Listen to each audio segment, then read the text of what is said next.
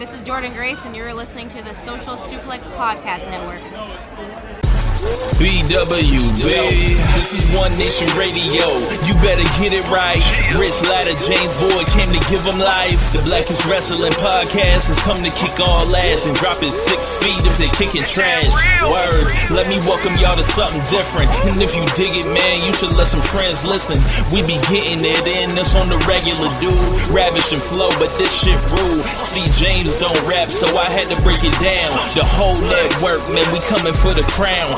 Raps in the columns, I keep them both covered. Making the beats too, so the listeners can bump it.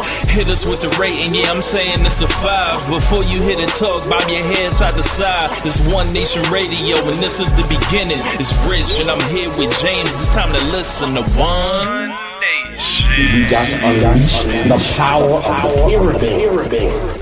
This is Mike Sempervive from WrestlingObserver.com. Check me out on Wrestling Observer Live every day. And also check out your boys, Rich and James, on One Nation Radio. Hi, this is Kenny Omega. We're listening to One Nation Radio. Check it out, guys. These guys know what's up. Big Kenny Omega fans, that's all that counts to me. Goodbye and good night.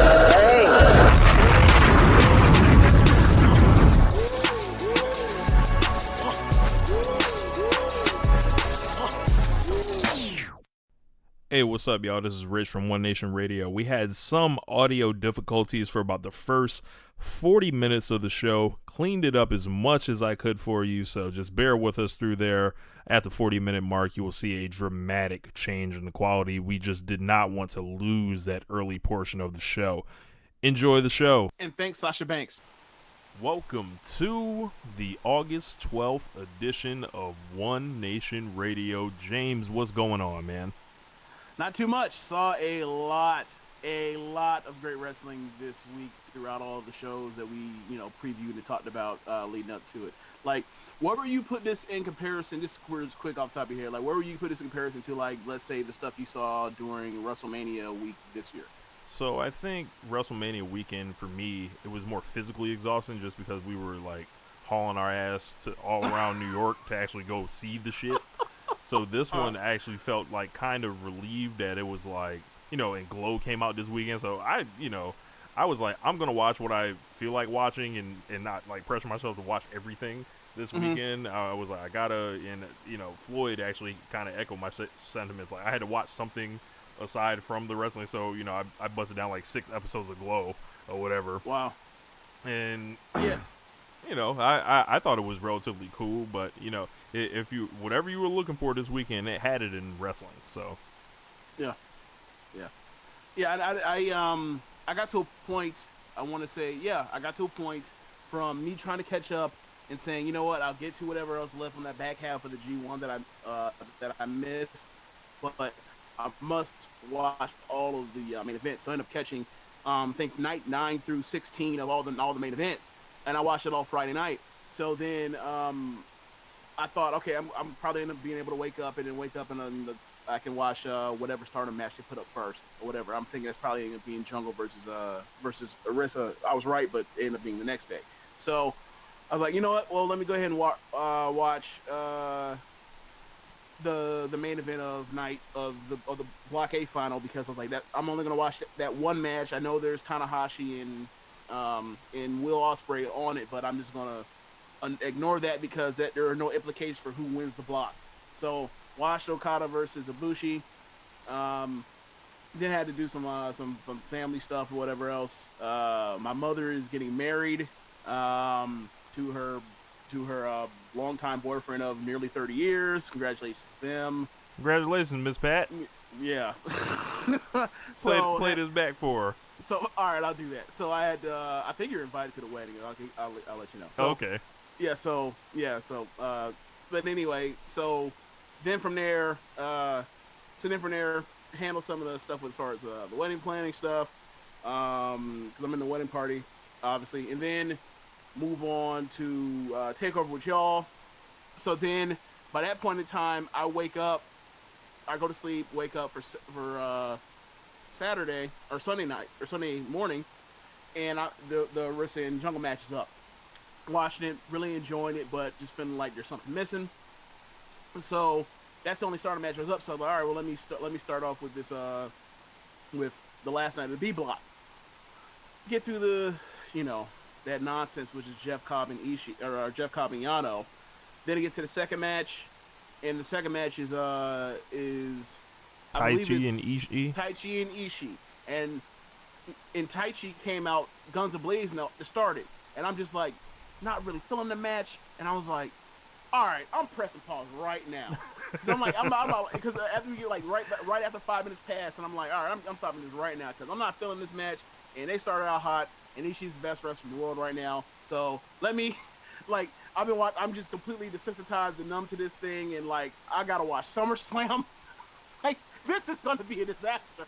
So I ended up getting away from it. I ended up getting my mind on something else. I ended up watching this show called I can't remember the name of the show, but I got my mind off it for like 25 minutes, half hour, whatever. So then I started SummerSlam, and I watched SummerSlam, and then I got up early this morning, and I ended up cranking out the second half of the block, or the end of that show from where I left off. I restarted the match with Ishii, and then I saw the Goto in the Goto match with Shingo, and then I watched the block final. I'm just like, okay, great match, but still lacking. And then not too long ago, probably by the time right after you talked about you were going to watch the G1 final, I had just finished it. So yeah, man, hell of a lot of wrestling, but so much wrestling that like I got desensitized completely to it.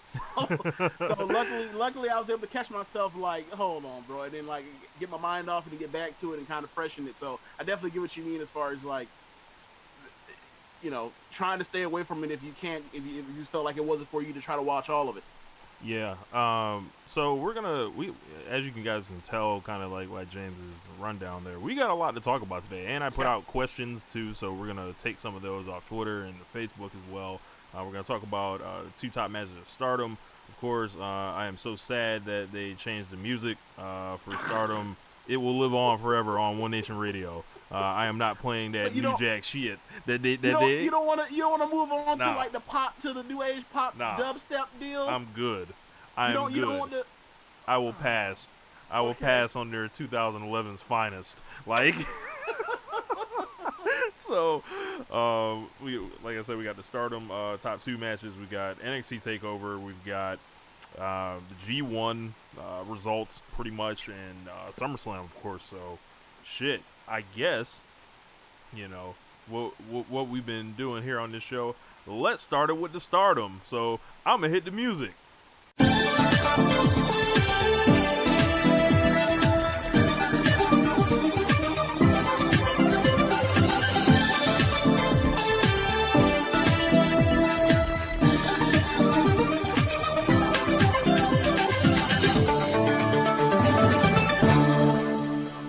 We are back. Yes, we are back here to talk about Stardom. So yes, you might be wondering to yourself, why are you starting with Stardom rather than NXT and SummerSlam? I don't know, motherfucker, because I am. Like, there were two matches up from the Cork and Hall show, coming up, and we had, of course, our white belt champion Arisa Hoshiki and our red belt champion both in action defending the championships against worthy challengers Jungle Kiona and Utami Hayashishita, I believe. That's how I used to pronounce it. But okay. Close enough. Okay. Like that's how American will probably pronounce it. Yeah. Yep. Even though I'm also American, but you my point. Yeah. Yep. I guess we should start with Arisa and Jungle, and Arisa does it again.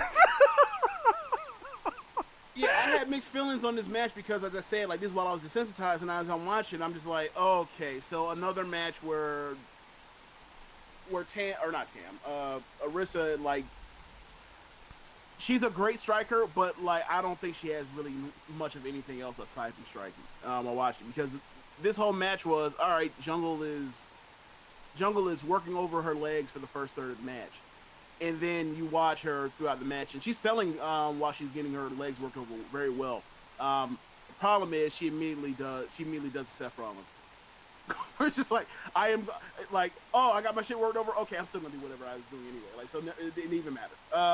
But like the finishing sequence was so strong, and the crowd was so hot, and at the time I was just like, the crowd is hotter than my reaction is to this thing. So clearly, there's something going on here. I'm missing something, or something I don't get it. So I'm gonna go back and rewatch it. I normally end up rewatching the first match they end up putting up on the McCorkin show once all the matches come out, and I end up watching the entire show all together. Mm-hmm. So I'll report back on it. But like, I thought it was at least a 4, but the crowds reacting like it was 4.5. Yeah, I'm like leaning between 4.25 and 4.5 on that, and basically like what got me into it, I was like spoiled on the match from Twitter the other day, and I knew she retained or whatever, right? But I still got into the match today when I was watching it, and just because like, you know, Jungle has great fire, and you know, when Arisa starts, you know, letting them kicks off, you know, it gets you going, you know. It gets me excited, you know, especially when she comes on the top rope with the one kick, you know, and she just looked like she took Jungle's block off with that. So Jungle Kiona, the lovable loser, loses again. Right. Yeah, all the training, all the running on the beach, none of it, you know, was going to stop V4 from happening. And I didn't catch the post-match, but did they make any announcements on who wants to smoke next with our white belt champion? No, they did not, because I'm one. Holy shit. Okay, so I have Raw on mute, and dude, from what I could tell, McIntyre and Alexander had a really kick-ass match, and it ended with they both hit the ropes, and McIntyre hits the Claymore, and the Claymore makes Alexander do the 360 flip like he or the full backflip after you catch a huge lariat, and that was the finish, and the crowd popped huge for it. So like, yeah, so that's the second match on Raw that I've seen so far. That would have been the second best match. That would have been the second best match on SummerSlam. We will get there. Yeah, but yeah, we were talking about Jungle. Yeah, I think they didn't do that because they're about to head into the 5-star Grand Prix, and Gotcha. so there's gonna be so many matches that, you know, like, you know, in theory, her next contender could be the winner. Gotcha. All right, and then we had our main event of the show that was up. It was B. Priestley versus Utami, and I don't know, man.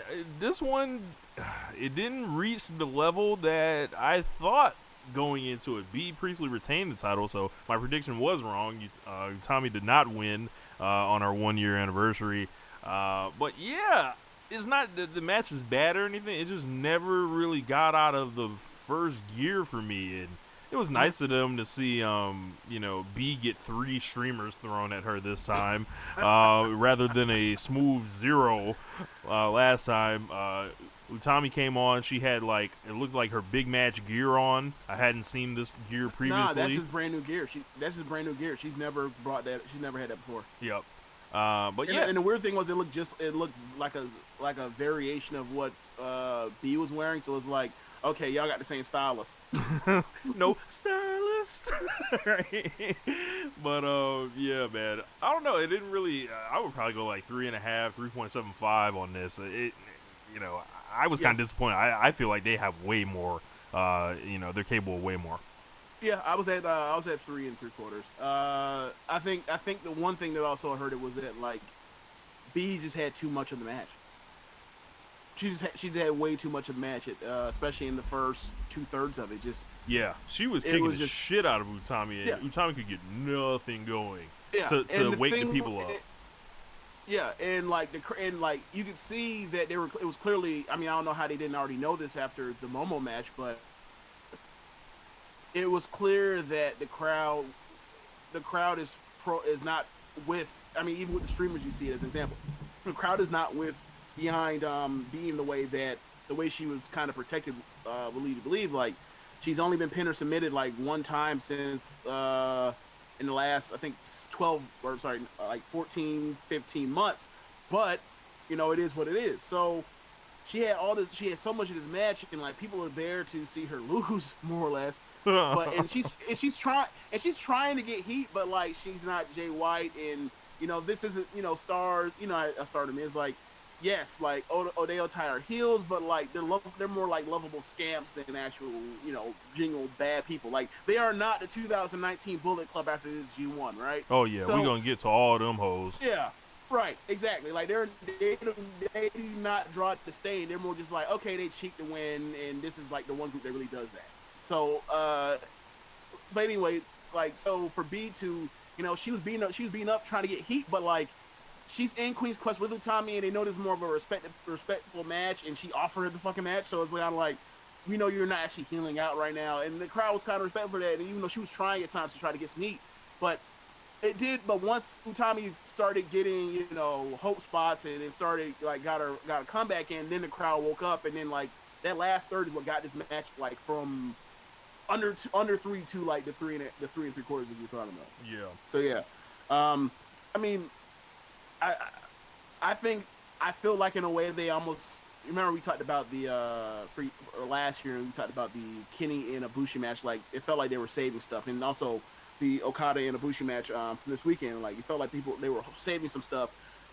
I felt like they were saving stuff in this match, but you know, because I think that Utami is seriously a contender to win the G1 or not G1, the Grand Prix. So.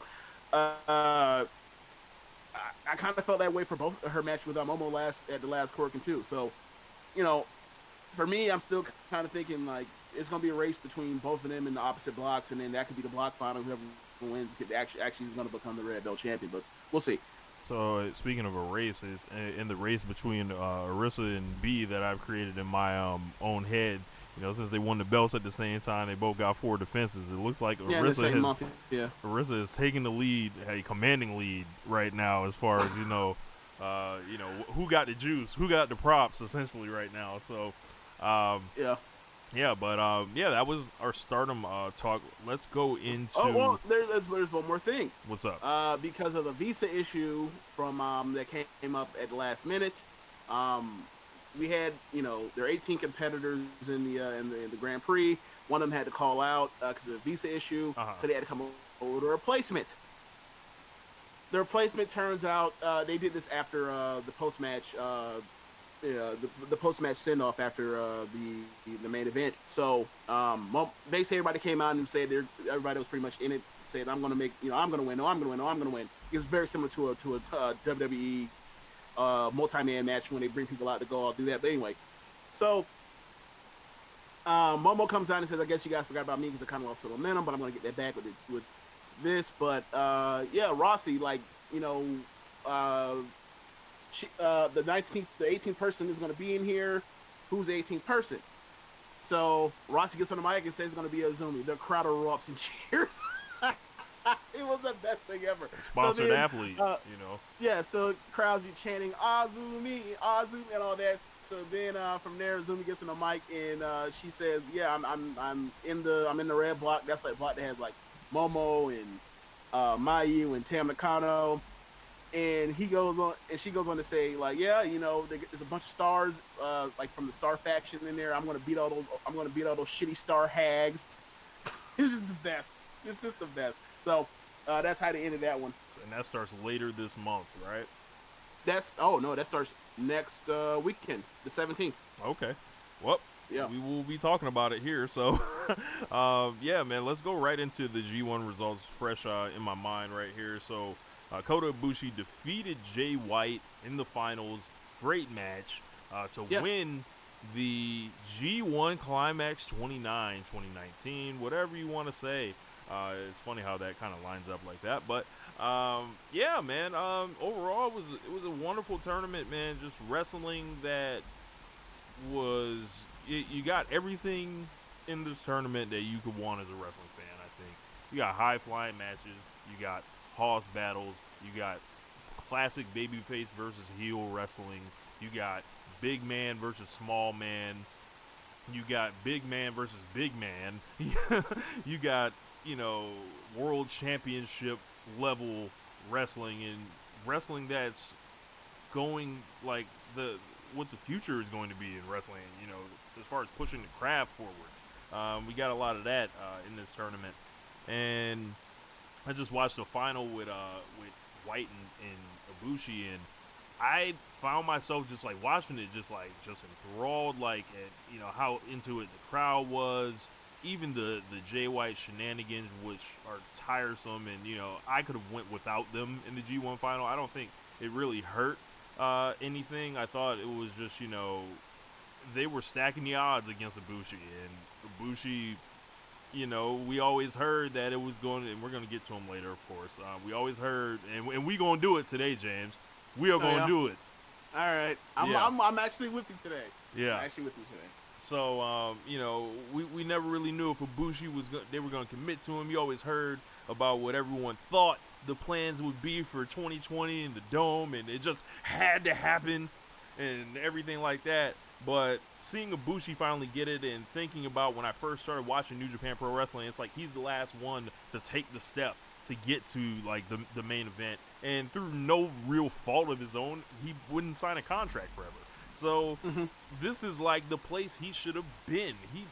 He belongs here, and it has been like his year as a heavyweight in New Japan, like his feud with Naito, going throughout the summer in the G1 through the quote-unquote injury and everything, and he just found a way to put it all together. And I think, you know, we're in for a hell of a treat, you know, January 4th or 5th. Yeah, absolutely. I mean, after, you know, we heard about a lifetime contract or whatever else, like, that was the kind of my thought of, all right, well, this is where we're headed. We're headed towards Ibushi going to winning the G1 and getting into, probably in my mind it was him winning the G1 and taking it to the Dome.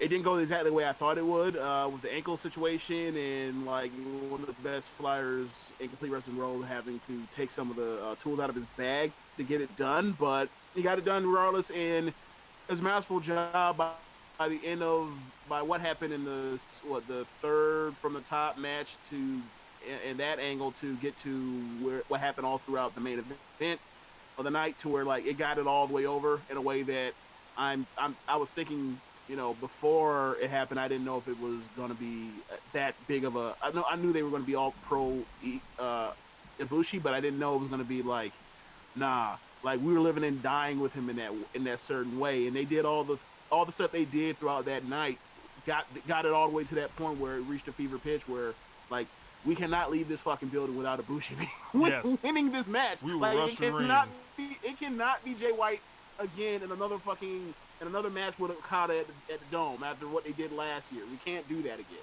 So yeah. I forgot what we were leading off to at this, but or took it off. But yeah, that was my general thoughts of on that particular night. Yeah. Yeah, and I think the story in the immediate fallout is Tetsuya Naito and his legions of deranged fans that have, you know, taken to the timeline. They're not deranged. Yes. They're not deranged. You ain't got to go that far. You don't have to go that far. You just say like they have taken to the timeline and canceled their New Japan World subscriptions and sworn up and down that, you know, the business is ruined and everything like that. Yes, man. Like, you know how these LIJ loons are. Yeah, but it's like, I mean, attendance went up by like what, how many thousands over this tournament from last year? It went up by thousands. Yeah. Like there's no proof that there's anything that has been done wrong. Literally since Wrestle Kingdom 12, this whole time that there's been a quest. Like there's nothing. Like, you know, and you win some and you lose some. Like y'all. You know what I think it is? It's just like if you were a huge Nakamura fan like 7 years ago, right? Right. It's like why does like you don't want it to be Tanahashi and you damn sure don't want it to be Okada, but it's gonna be too bad. Like, and you have to live with that white belt. Yeah, that, like you're Nakamura. Like, yeah. And look, Nakamura is one of the most outstanding wrestlers I've ever seen in my life. Like, be plenty of things that I'll forget and that I thought were awesome over the years, but like I'll never forget the first time seeing him at Wrestle Kingdom 9. So like, ain't no shade. Look, you could be a lot worse things in the fucking professional wrestling business than being Shinsuke Nakamura, right? In New Japan, right? And you know, the thing like that has, you know, kind of scraped me with the Naito thing is like you start looking at the performance, you start seeing it not quite match the levels that it has in the past. I'm not about to cry because all the crazy risks he takes in these matches, right, trying to kill himself to get the match over. Right. I'm not about to cry for Tetsuya Naito, right? And the reason I'm not going to cry for him is He's not the first best guy in his unit. He's not the second best guy in his unit. He's not the third best guy in his unit right now. He's number 4 right now. Wait. Okay. Are we okay, so that's Shingo. That is Sonata. Yep. Are you saying he's better? Are you saying he was better than him? No. I'm not willing to go that far. Okay. So you're talking about Takahashi. Yes. But okay, fine. If Takahashi's neck is on straight, then yeah, sure. Yeah. And, sure. And also, I won't disagree on that. And also, like, you think I'm about to cry for Tetsuya Naito and his fans when I'm watching Tomohiro Ishii be the best wrestler in the fucking world? Really? Okay. Y'all looking for my sympathy on this? Hell no, man. Like get over that shit, mop that shit up, move on. Like, I don't know why y'all married yourselves to this. Like, it's like. To be fair, if you had told me after the 2017 G1, right, and that incredible match with Omega in the final, if you had told me that dude was never going to win the belt, he was never going to win the belt in the next 2 years, I would have been shocked. So, I mean, to be fair, like, that dude was one of the hottest wrestlers I've ever seen in my life, and you know how it is with pretty much like every G1 I've ever watched, like, or I've ever seen a block final, like, or sorry, a final. After you watch that final, that motherfucker feels legendary. So, and he was looking real legendary at that time. So, I agree with that. But he ran into But he ran into 2 humongous problems. He ran into He ran into Kazuchika Okada and Kenny Omega. Sorry, it's like that. Okay. It's like that. Okay. I mean, fair enough, I guess. Fair like, enough. You weren't Wrestler of the Year in 2017. You weren't Wrestler of the Year in 2018. And now we just supposed to hold on and just cater to the Naito fans, to Naito stands and shit like that. I've been holding this shit in. I've been wanting to talk about this. I've been wanting to talk about this motherfucker underperforming in the G1 and these main events and looking like he's done as far as being top 5. There are people on his ass, like the Will Ospreay group is coming. The Jay White folks are coming. Like, everyone's coming here, and he's 37 years old, and he's not like a Bushi, who's a fucking tank. This guy, Okay, so this is what I'll say. I actually had this thought about. I was listening to an Observer show from this weekend. And he had talked about how much the pro wrestling has advanced, like, just recently, over the last, like, let's say 5 years, whatever. And I thought about it. I was like, okay, if you go back, the way people talk, and it was funny because it was also mixed with watching after SummerSlam. It was mixed with hearing somebody talk about on Voice of Wrestling. I don't know if it was Lance or if it was Rich, but. He talked about how, like, AJ is no longer great, consistently great. Yeah. And I thought to myself, like, it's funny when I thought about both of those, and I thought, so, like, AJ was Wrestler of the Year, and probably, like, the last Wrestler of the Year we're going to see for a long time that come out of WWE from the winner of Wrestler of the Year, right? And also Most Outstanding Wrestler. That was 2016. Think of how awesome he was, and think of, like, the level it takes now to be, and think of, like, what 2016 AJ Styles would be, like, in the rank of the best wrestler in the world in 2019 now. Yeah. Would he be top 5? No. He'd be top 10, definitely, but would he be top 5? No, he wouldn't be top 5. So that's my point of how crazy this fucking thing has gotten in the span of, literally from, in less than 4 years is where this thing has gotten now. So that's kind of what it is now, and there's no knock against anybody, but, like, the standard, like, AJ Styles, Naito, Tanahashi, and to an extent, he's adapted. He's also got to work with some of these guys, and he takes so much punishment that he's able to make it work. But the two people that I thought was Naito, Tanahashi, and also with his body breaking out, and AJ, as far as, like, when it comes to the game has changed. Like, they were almost like the Thunder like before the words came around and like LeBron started playing power forward, where like space, all the 3-point shooters, like we were built to be like these people were built to be made to be in this era. They were meant to be dominant based on a certain standard that has now completely been changed and eradicated. And like they were, and you had no idea of how this was going to come.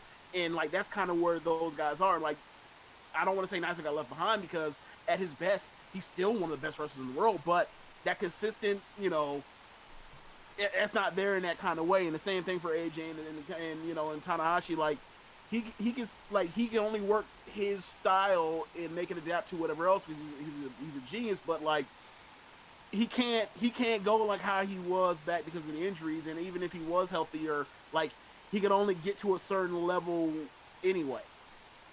Yeah. He would still be top 5, but he wouldn't be, I don't think he'd be able to be like the best wrestler in the world like he was for so long. The game got switched on some ludicrous shit. Like that's that's what we always say here. But yeah, like y'all gotta let the pipe dream go, man, and y'all will be better for it. I promise you. Y'all will be better if y'all let it go. Embrace what happens next. Like embrace what happens with Naito at the Dome in the journey. Embrace him being who he is.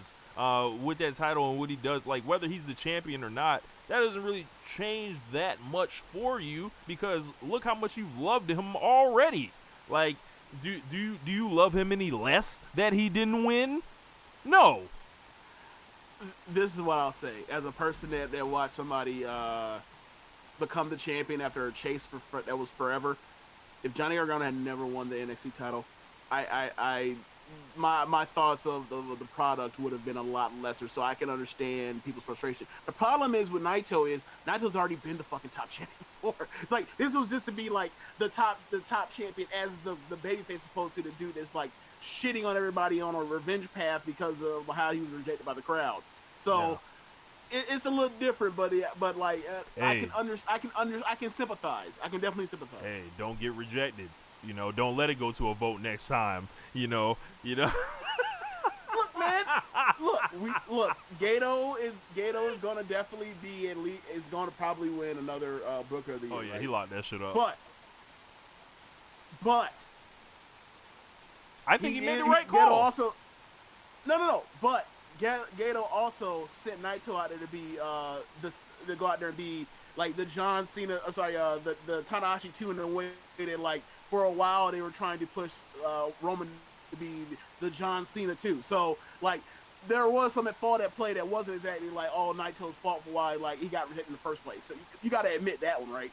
Yeah, I would say that. I would say so right. On that. Like this ain't all on Naito. Like they fought off with him, in 2000. But was that 2000? That's 5 years ago. That's 5 years ago. More than that. Like that was like 2013's G1. Yeah. They missed the window on them, and that's fine. Yeah. Because if things change, it's fine. It's fine. And the decision that was made in 2019, it was not the wrong decision. Like it's. I'm right. Yeah. And right. I'm just saying, like, people look. Not everybody can be champion. I thought he was somebody that should have been champion. It didn't happen because they had other plans. It'd be like that sometimes. They have a legitimate gripe. I feel bad for the gripe, but like. Their gripe has now been passed, and he's not even holding up to the standard he used to be. He missed the window, and, you want to harp on it, fine, but, like, you missed the window. It's like that. I mean, he could always just start being better than Tomohiro Ishii, but, He could just start, look, man, hop on the Shingo train. Yeah, that's what they better do. The new leader of LIJ, as far as I'm concerned, Shingo Takagi. Let's talk about this gentleman. My God. This man is not for play. This man is a real man, as I've always described him. He's a tank. He is any style. He's going to be eventually, whenever Ishii slows down, he's going to take over for Ishii and possibly do it on a level higher. Probably as a guy to like, no matter what he does, he's gonna have his match. It's always gonna be one of the best matches, if not the best match that night. Yeah, that's pretty much. You can see that. You can already see that now. And I'm gonna stand with the text like, okay, like who does like Goto always normally have like good matches with, like the best in the company, right? Right. Well, what did he do with Shingo? What did he do with Shingo on the last night of the B-Block? Like, they went out there and tore the fucking house down. So they had the best match of that card. So yeah, it's just it's funny because we don't really talk about it, but like the way he's explosive and sudden, I think the suddenness also like definitely helps. Is like all of a sudden it feels like he shot out of a cannon after like he goes from 0 to 60 so quick, and like it's so fun to watch. And like he's not doing nothing complicated. It's very much similar when you talk about the Ishii stuff. It's like it's very straightforward. Like I'm going to hit you with whatever I can hit you with, and then like I have a few moves that I do. Like, you know, how Ishii has the brain busters and you know the clotheslines or whatever else. But like same thing, like I hit you with a bunch of clotheslines, hit you with some like shocking jabs out of nowhere. I don't use my head in the way that Ishii does, but like yeah, like it's kind of similar, except I'm a better athlete because I'm younger. Yeah. Yeah, you can't say enough about him, and I think Okada had a great tournament. Yep. You know, he jumped out to the big 5-0 lead, and you know he was a main event every night essentially. And like what more did you want from a dude like that? Like it was eerily similar to Kenny's B Block last year, I think. I never really thought of it in that terms, but I think that Kenny's was better. But yeah, I get what you mean. Like you're almost numb to his greatness. I get what you mean. Yep. Yeah. And you know, I think it's time to talk about these hoes. That unlinked up. We might as well stop fucking around with it. Noah Trash Kenta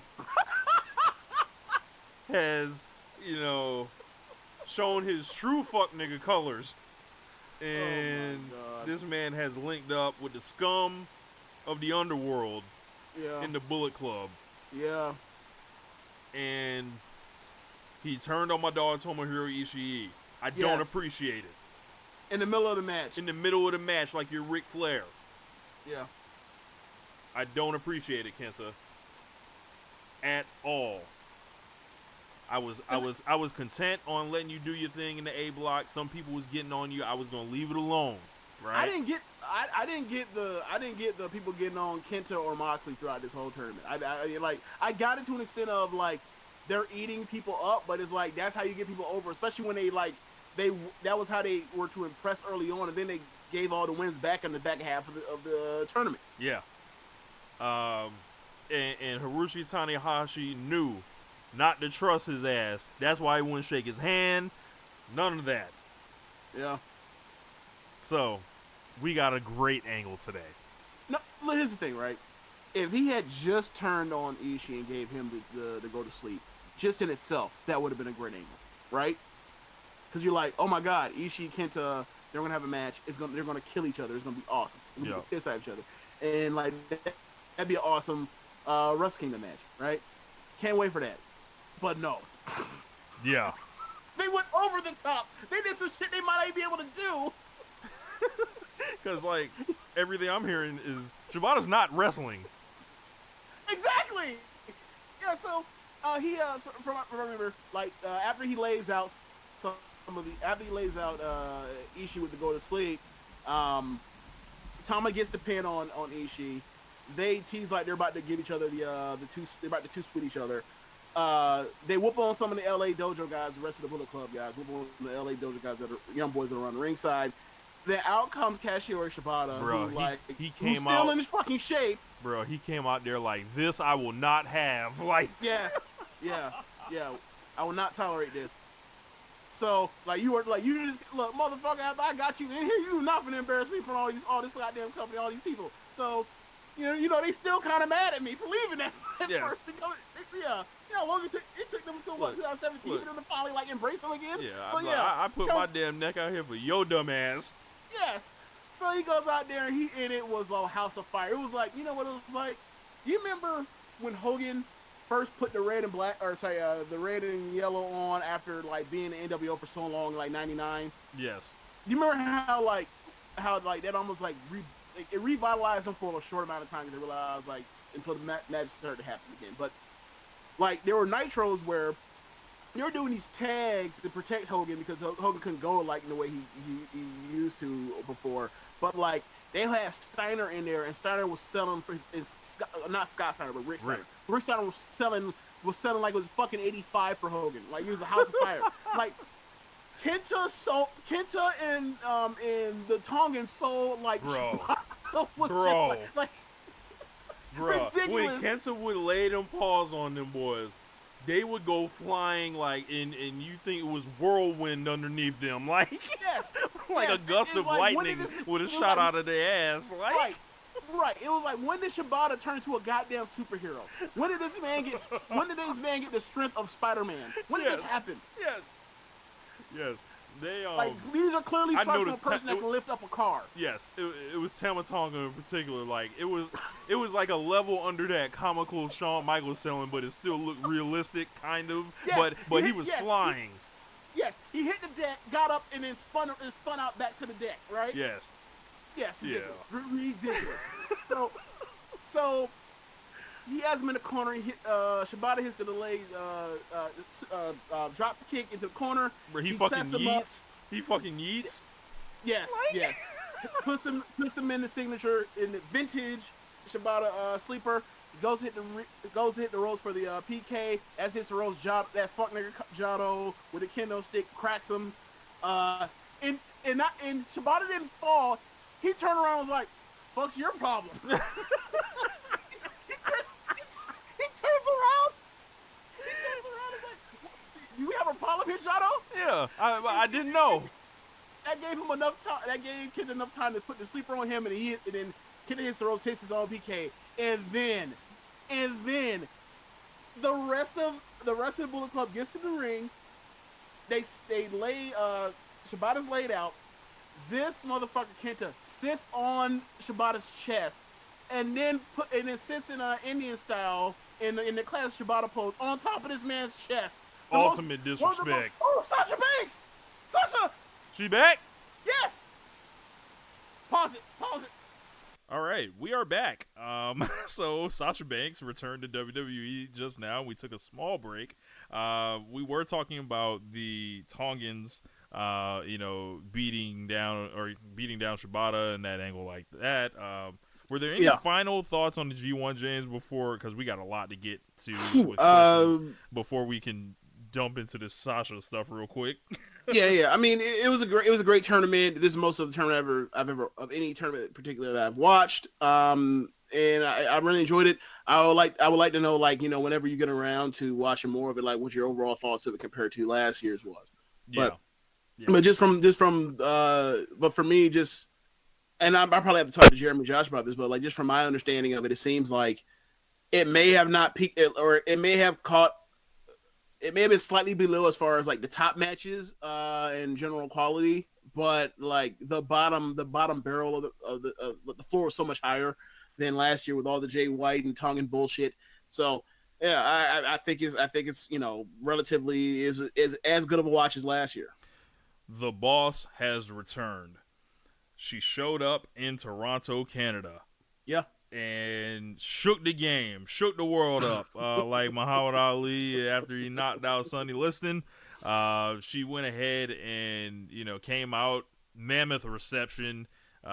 She stopped and gave up her gear to her fans in the front row. Everyone was happy to see her.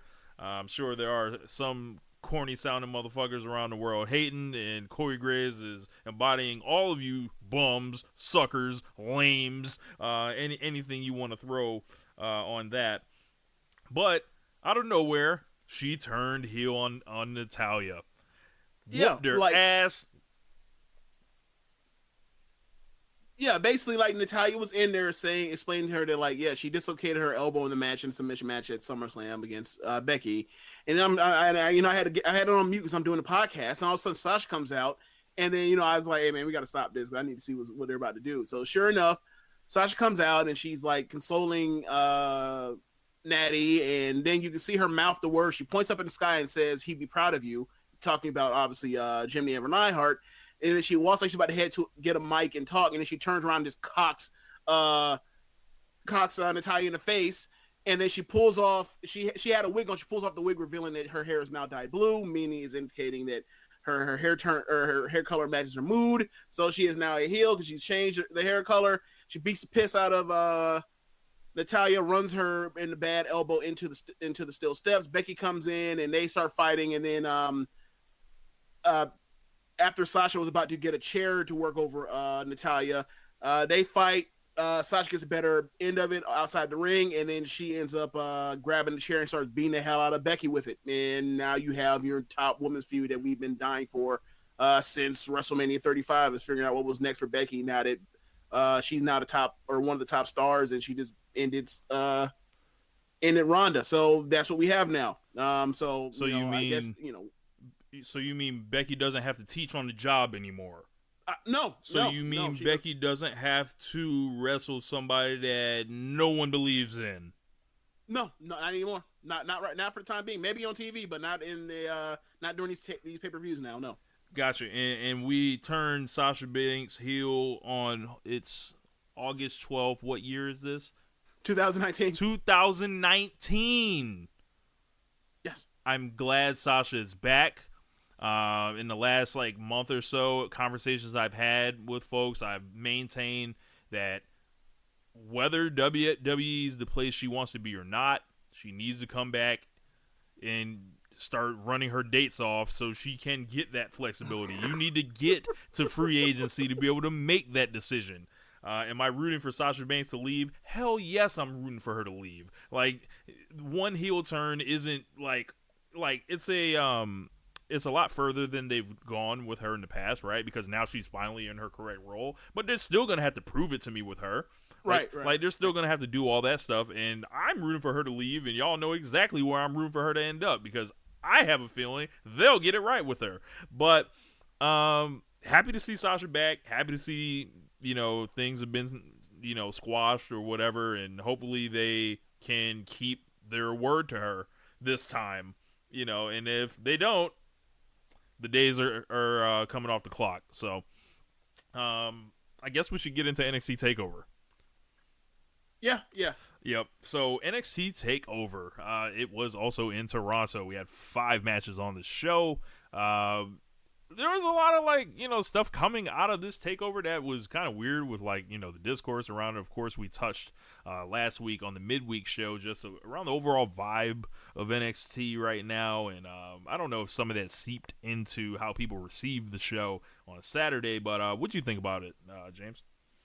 Yeah, I mean, there's a general feel around the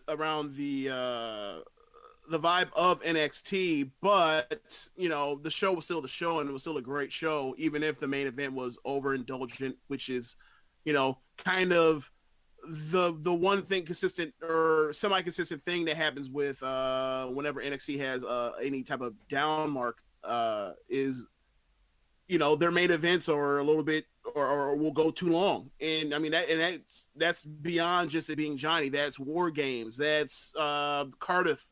When Pete Dunne and Coffee went, when it just went over a cliff, right? So yeah it's that's their trait whenever they get themselves in trouble, is their main events go way too long because it's Triple H's promotion, right? Yeah. So yeah. I don't know. Is he encouraging these people hey man, you need to go you have the ultimate green light to go match whatever in the world you think you need to match? Do you think that's going on?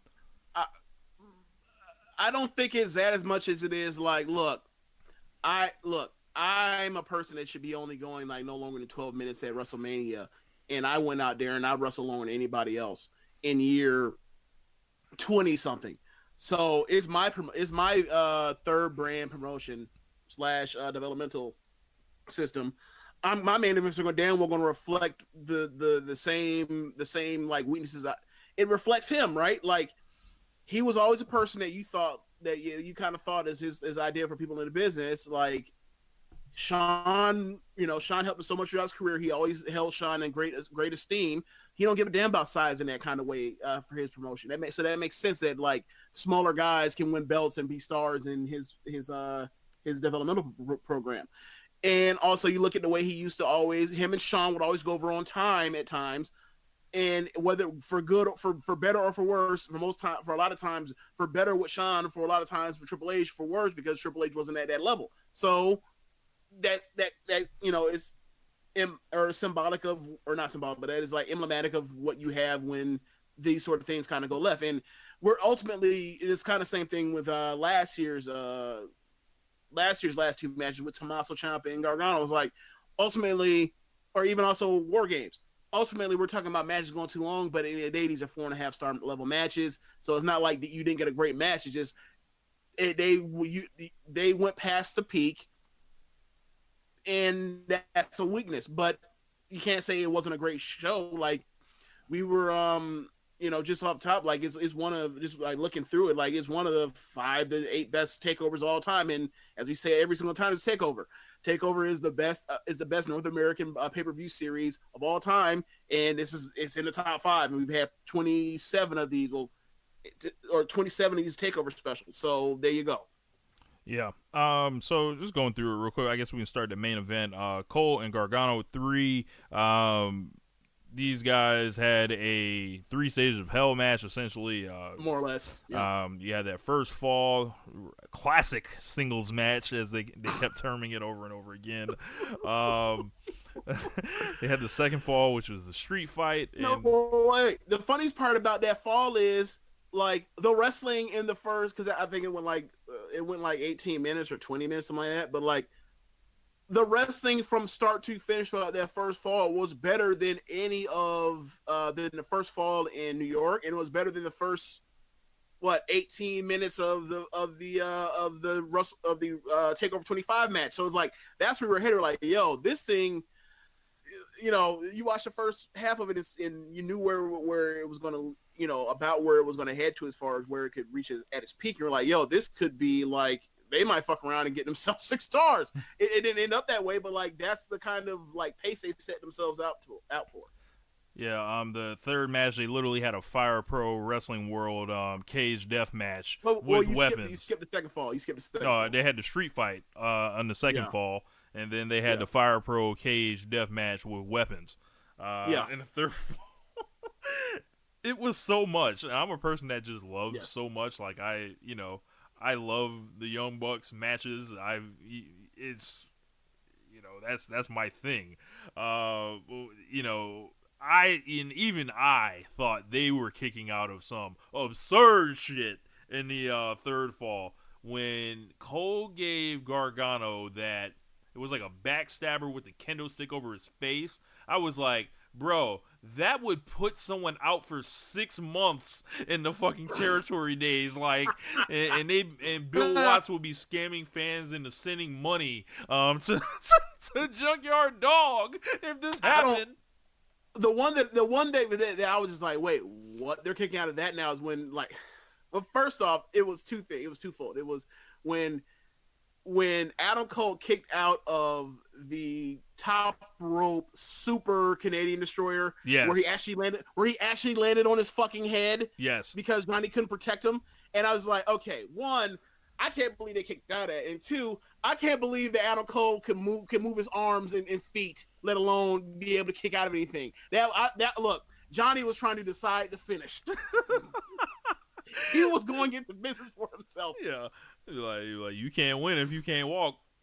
Exactly. And then the other one, it was like a spinning DDT on the top of the chair, like where it was just yes. They're at another level right now. Yeah, that total. That was that was a botch. Like, obviously he was supposed to go through the seats of it, but like Johnny missed, so he brained himself. So Adam Cole ended up braining his forehead on the top rim of the lip of the chair. So like, we thought, oh my God, he might have got busted over. He ended up having a big ass welt all across his forehead. But like, it was. They went there. They really did go there. Like, it was blood and guts, as much blood and guts you could possibly have without blood and guts, because they fly the finishes, they fall off the top of the cage, both of them through a table on the floor. Bro, not on the floor, but on the mat. It's like they looked at each other and then they was like, let's both hop to the left, or let's both hop to the right, and it was just like, I don't know. Like, I loved the match, and then there was stuff I just detested about the match. I think Johnny Gargano was a dumbass in the first fall, and that's I've why heard people that's why he complain about lost that. the match essentially in the end. Yeah, I've heard people complain about that, but like the thing for me is like, okay, so he clearly, the thing with Johnny, you look at it every time he ever loses a big match, The boy is dumb. Except for the match against New Orleans. Except for New Orleans, like since this Tommaso track, as this Tommaso thing started, every time he's lost a big match, it's been because he's a fucking hothead and he blows a stack. So what's it happen? And he ends up cost himself, like right, like he ends up losing twice to this fucking guy because he's handcuffed in these no DQ matches, both times because he's too fucking angry. He know how to control his own emotions, right? He lost to Velveteen. He lost to the North American title to Velveteen because he got too fucking mad, right? A match right after another match he lost to Velveteen on TV at the end of last year. He lost because because Velveteen had the audacity to call him Johnny Failure, and he blew a stack and then he hit that man with that DVD and pinned him. So like that's the story track for him. So Johnny gets kicked in the dick when the ref not looking. He comes to, he gets up. He's like, "Fuck this guy!" Like he gets kicked me in the dick. I'll take the I'll take the DQ. Like I saw it as that. So. Like I saw that, then it's like this isn't an Iron Man match. Like, I agree.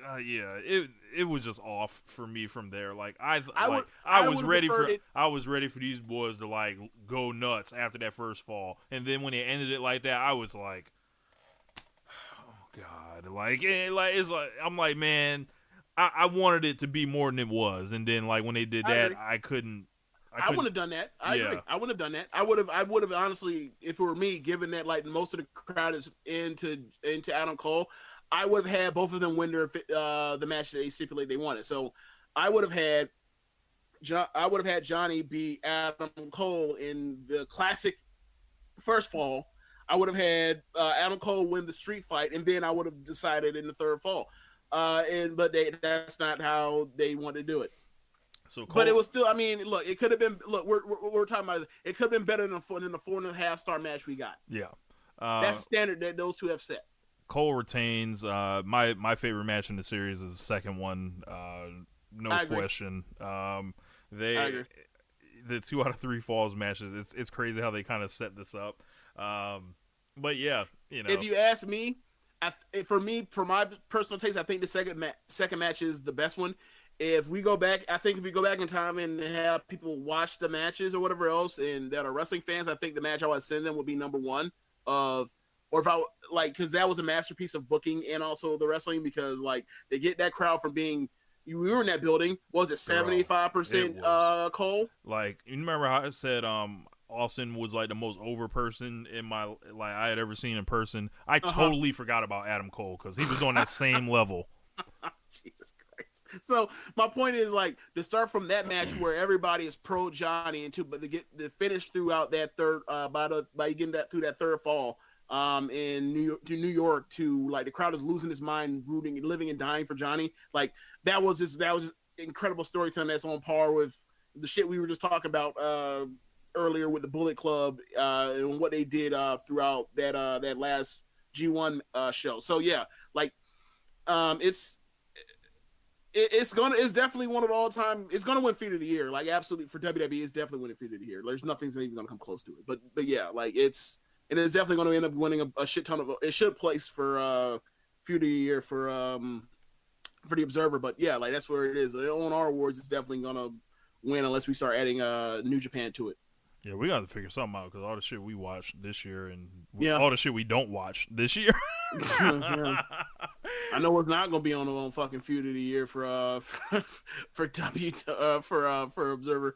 It damn sure ain't gonna be like any of this shit that's going on right now. Like, what would the best feud in WWE be? What this year so far would be what? Main roster. Kofi Kingston, Daniel Bryan, I guess. But yeah. I mean, you could say that. You can honestly say that, and then after that, or let's see. I mean, you can honestly at this point, because if it was only wrestling, Oh, if it was only wrestling, it'd be Rey and Andrade. But they haven't had a few. They're just having wrestling matches, a random series of bouts. They have no connection meaning, to each at other. least not yet. All TV matches. I just want them to do one match on pay-per-view so I can make that a feud, because right now it would be like top 2 or 3 for the company this year, or for the main roster. So we had Shayna Baszler defend against Mia Yim, and this match was a match. Yeah. It just didn't click. The match that they had earlier in the year, I don't think it was better. I think it was a lot better. I still think it would have struggled to translate to the takeover stage, especially, with Shayna's matches always tend to stick out as the weak ones, sandwiched around everything in the show. Is she like now like the female Finn Balor?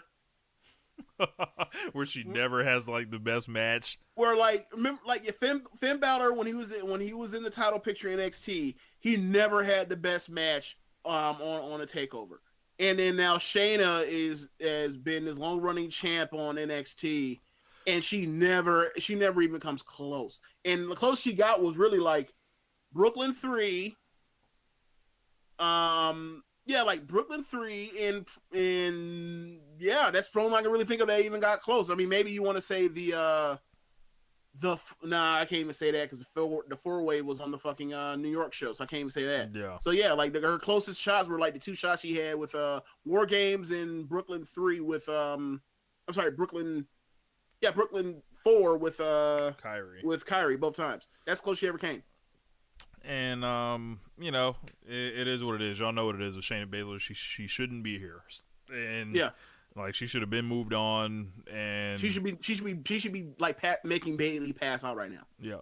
And Mia Yim was a relatively weak challenger. Yeah. And the NXT Women's Division does have 2 new shots in it, as far as like Candice LeRae and now Io Shirai. So there's stuff to feel good about going into it, but that belt's got to get off Shayna at some point. So we'll get to Io and Candice in a minute, but before that, what the hell was the other match? The third match on the show. The third match? The North American. Okay, North yeah. American. So they had a triple threat match. It was Pete Dunne, Roderick Strong, the Velveteen Dream. Velveteen came out there with the Mounties music. The Mountie always gets his man. I'm kind of disappointed he just stuck to the regular red and white. He was supposed to dress up like Bret the Hitman Hart.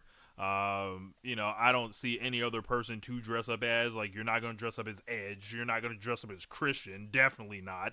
Come on, man. You said this while you saw me taking a sip of water. I almost spat on my damn laptop. Why would you do that to Christian like that? And you know damn what? Come on, man. You're terrible. You're terrible. So you should have came out there and find this pink and black Velveteen. I know you do the purple thing, ha ha ha. But yeah, man, you had the red on. You might as well have just flipped that to pink and black. So this was a really good match. I don't think it got to the highest of levels, but I would have liked it. It's strange because I would have liked to see a singles match between the combination of any of those guys. Yes. Before I saw the triple threat.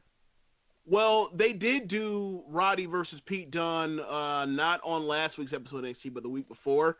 And this was in the middle of like the 6th hour of them taping, so the crowd was dead, but they were like wrestling their ass off, and they were having one of these grimy ass matches. And I was wondering, like, why is this crowd so fucking dead? I don't get it. Like, and then I found out, I think I found out this weekend, like, that was hour 6. I was like, no wonder. Like, no wonder like the crowd hasn't been into this shit the way that like it normally historically has been, because 6 hours. I don't give a damn what you put on for 6 hours. Like, like unless it's like a Wrestle Kingdom, I don't know what you're supposed to put on in hour 6 to keep people interested. Yeah. Especially when you're out to run out a bunch of no namers, people that people are unfamiliar with, in the that breakout tournament. Like, they were asking for trouble. Yeah. Good match, so very, very, very good match. Like, I gave it, I had it, it was in the realm of like generally all the multi-man takeover matches, which is like, it was close to 4.5, but I think it's probably 4.25 to be safe. Yeah.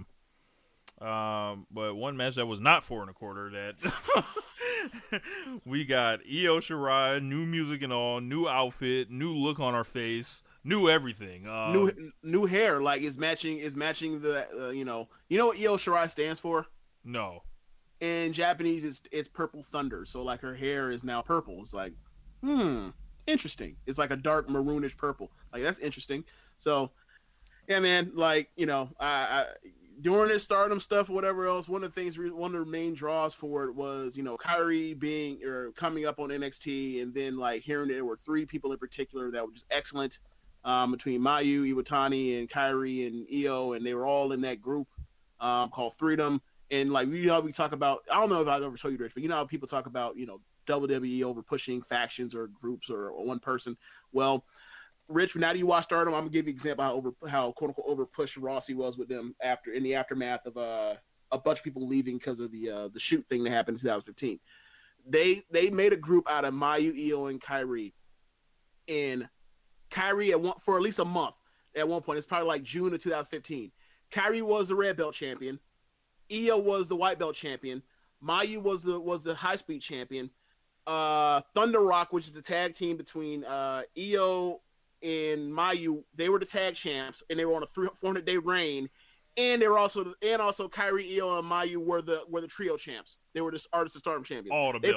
All the belts. Yes. So we talk about Utami, how when we first started watching, how she had all those belts.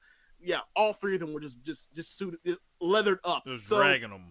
Yes. So anyway, in my process of watching all this stuff, mostly as the gateway being Kyrie coming across Io here and Mayu and hearing those names, and Io came through, I just knew. I've watched a couple matches and thought like this woman is incredible. But Mae Young Classic happened, and bad circumstances, like impressively she squashed Xia Brookside. She had the second match against Zeuxis, who is the worst Mae Young Classic performer we've ever had over the last 2 years. And then she has solid matches with in the semifinal against Rhea Ripley. But also she had a solid match. She had solid match throughout, but like she had a very good match with Rhea Ripley that happened at last notice because she's supposed to be facing Tegan Nox, but Tegan Nox's knee went out, and then she had that a match that would have been great had it not been so short in Evolution between her and Toni Storm in the final. So, you got teased on some of the stuff. You saw the matches, but like she never really got like the match that she's capable of having. And she finally got the right opponent in the amount of time to do it. And there you go. Here's your 4 3/4 level match. So there you go. Like, so I feel vindicated. Like, I can't wait to where I can, next time I talk to finish else, I can like ream him out for after all the shit he was saying on the Mae Young Classic, irritating the shit out of me. Because I was telling you, like, it's one thing when and you just can't, and they don't show it, and you're infuriated because, like, dude, I know I'm not crazy here. Yeah. And that's what you saw. And like, I've seen enough matches to know that's not a top 10 EO match. That there are levels beyond this. So like, even at that, like, you still got some of the tame EO. Like, that woman will die to have a great match, and we're going to see it, and it's going to be excellent right the next year or two. This match fucking ruled. Yeah. It kicked all the asses. From the second EO came out, like when they dropped the lights, you saw the Japanese writing, you saw her name pop up, the new music, and you were like, oh, this is a whole new motherfucker right here. And Candice came out, and Candice finally got to not be Johnny Gargano's missus. Right. And she got to, do her thing. And this is like the first like real like Candice LeRae match that I've really like enjoyed and like got into like that. I know she had some of the matches in the Mae Young Classic, but they were like shorter and things like that.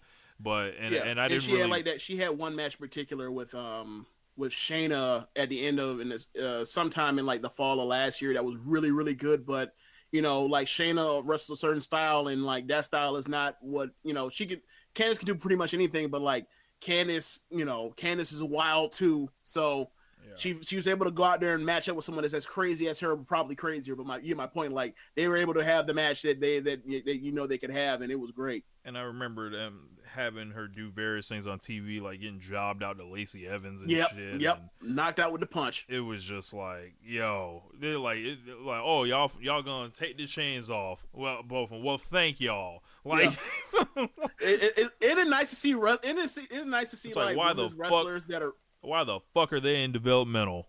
Right. Isn't it super nice to see like high level female wrestlers that like don't have the governor on them as far as like what they're allowed to do. They're like just like, look, we trust you. We know you can do. Go out there and do it. And they went out there and did it. It was awesome. Yeah. And it wasn't like, and they told a story and everything else. It wasn't just like spot porn. Like they went out there and there was escalation in the drama, and like we have a new finishing move out of Io out of it. Like it was outstanding. Yep. And then the opener was the Street Profits against the Undisputed Era. Started a little bit slow, but they worked it and then got to the level. And I love the Street Profits. I think like they're insanely charismatic. I think they are more than just great athletes. As I've been, you hear, the code and everything like that. And I think these guys dog whistling. Yeah, I think these guys are like they're cool, they are youngish, and they're over with whoever. Like, and if you want them to go in there with Undisputed Era, they can. Them going to Evolve just did like wonders for them, and I think that they're going to be superstars. Or like as far as like, when I see Angelo Dawkins on the main roster and I hear him in the backstage thing talking, like he has great timing and delivery, and he's a big guy, and eventually they'll figure out the outfit with him. And if all things were made equal, you got to look at Ford as somebody that's just like one of the most impressive like athletes and wrestlers that WWE will have ever had come through their own like from scratch development system. Yeah, like it is. It's just a matter of time and patience, and honestly, like I feel like they gotta kind of pull back the reins on what they're doing with the main roster with them, because it's going to like they're overexposing them, and obviously Vince's writing is so wonky, or their writing is so wonky, that like it might get them under for the time being. I mean, right now there's really no pressure on them.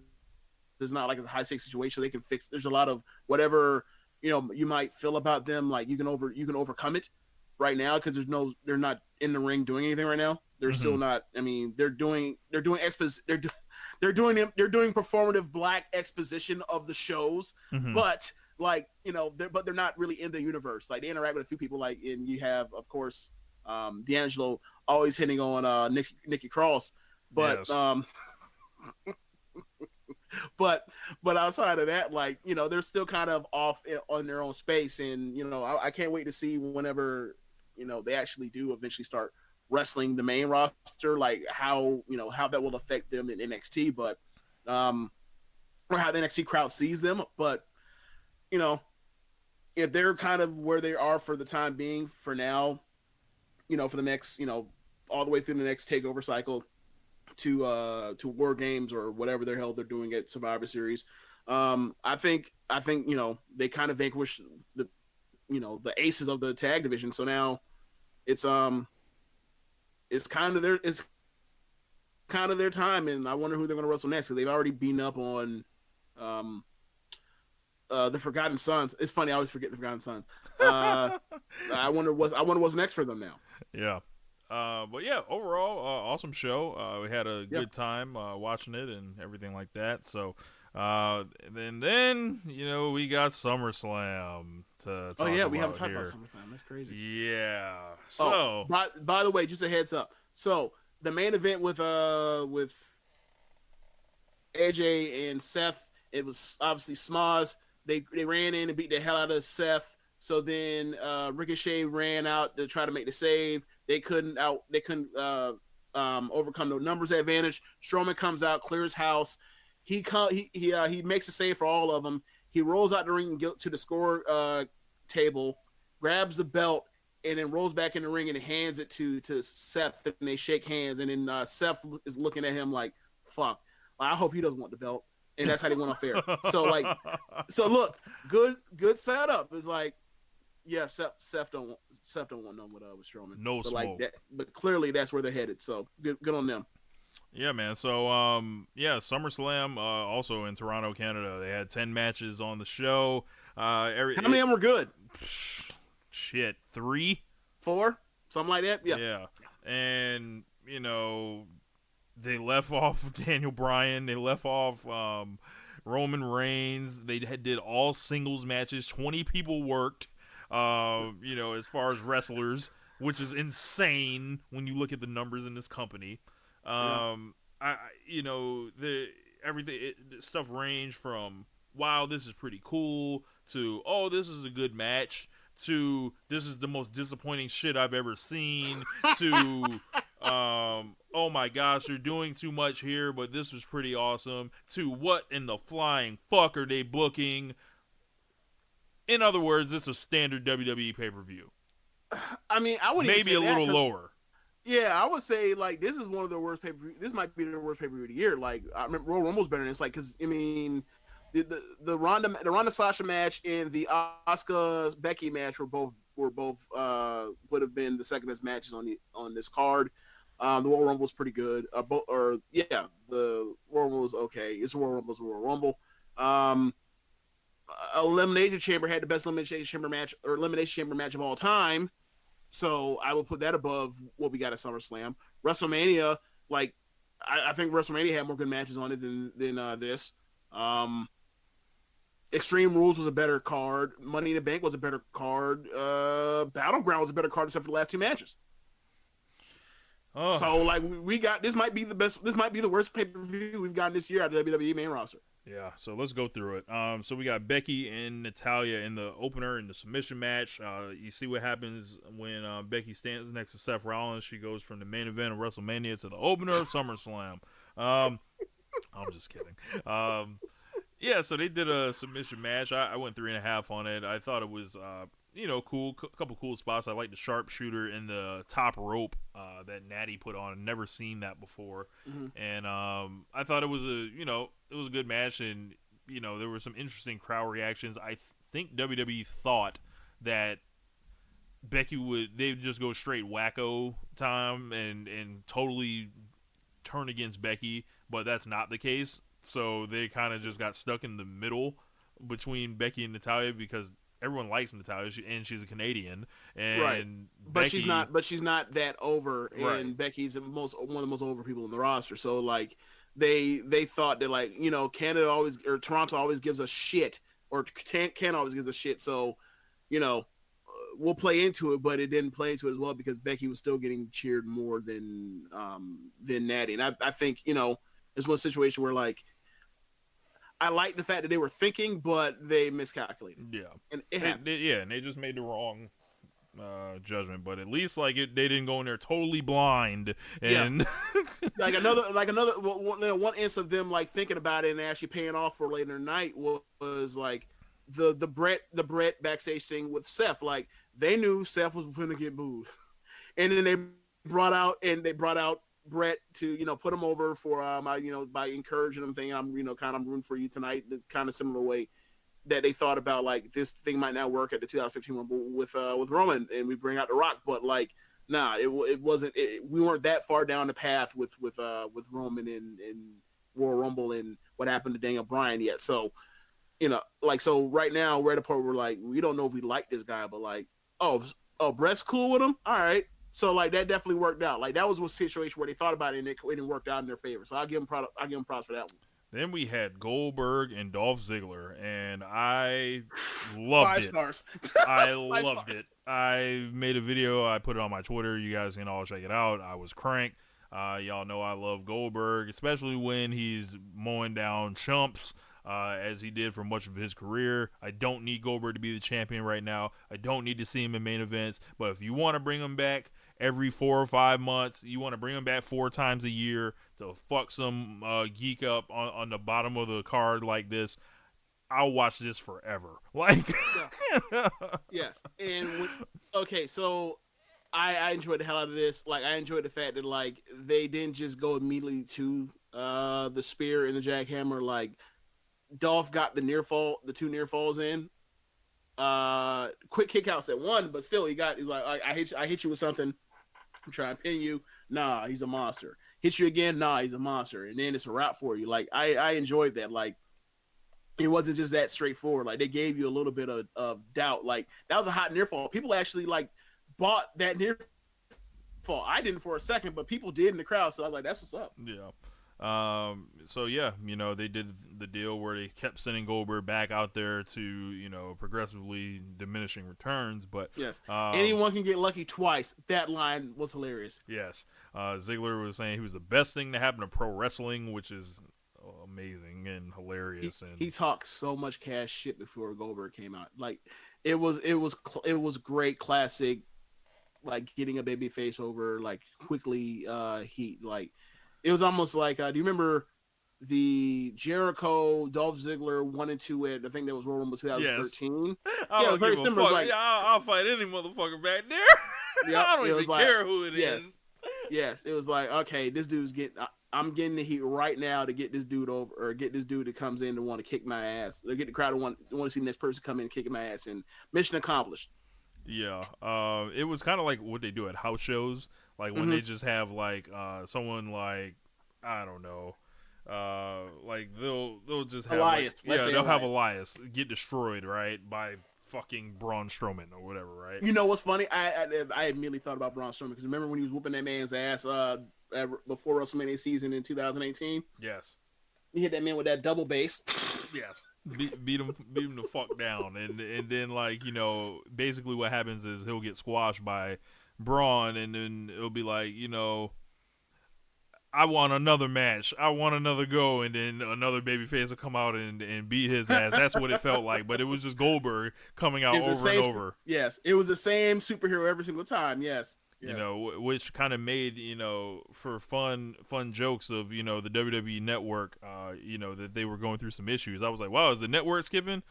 Oh no, it's Goldberg just coming back out again just to wet that ass out. So, up next, a colossal disappointment, and everyone involved should be fired and have to donate their salaries to charity.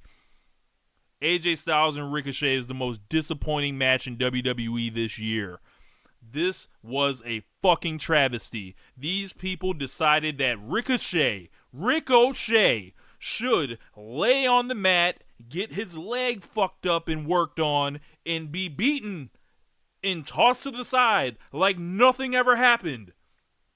What the fuck is this? This should have been the WWE version of Tanahashi versus Ospreay that we just seen hours before that.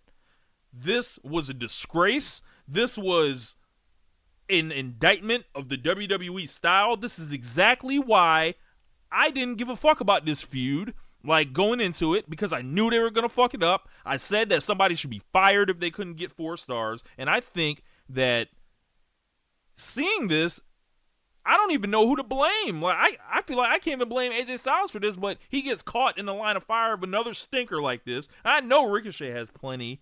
I know Ricochet has plenty left, like, in the tank. Like, he obviously, it's Ricochet. But, like, I think this is one of the all-time gaffes of a great match at SummerSlam. And then once this match was over, I looked at the rest of the card, and I was like, what is really left that's going to be good? Right. Because we talked about before, it's like, look, we think that we're going to get the Seth and Lesnar match that they've always could have had but never gotten to. We got it, but we weren't for sure. And then you look at the rest of the card, it was like what's the more sure? I mean, you start off top. Like, what's a more sure bet than Ricochet versus AJ Styles? If you can have a good match for that, then like you might as well close up shop. And somehow,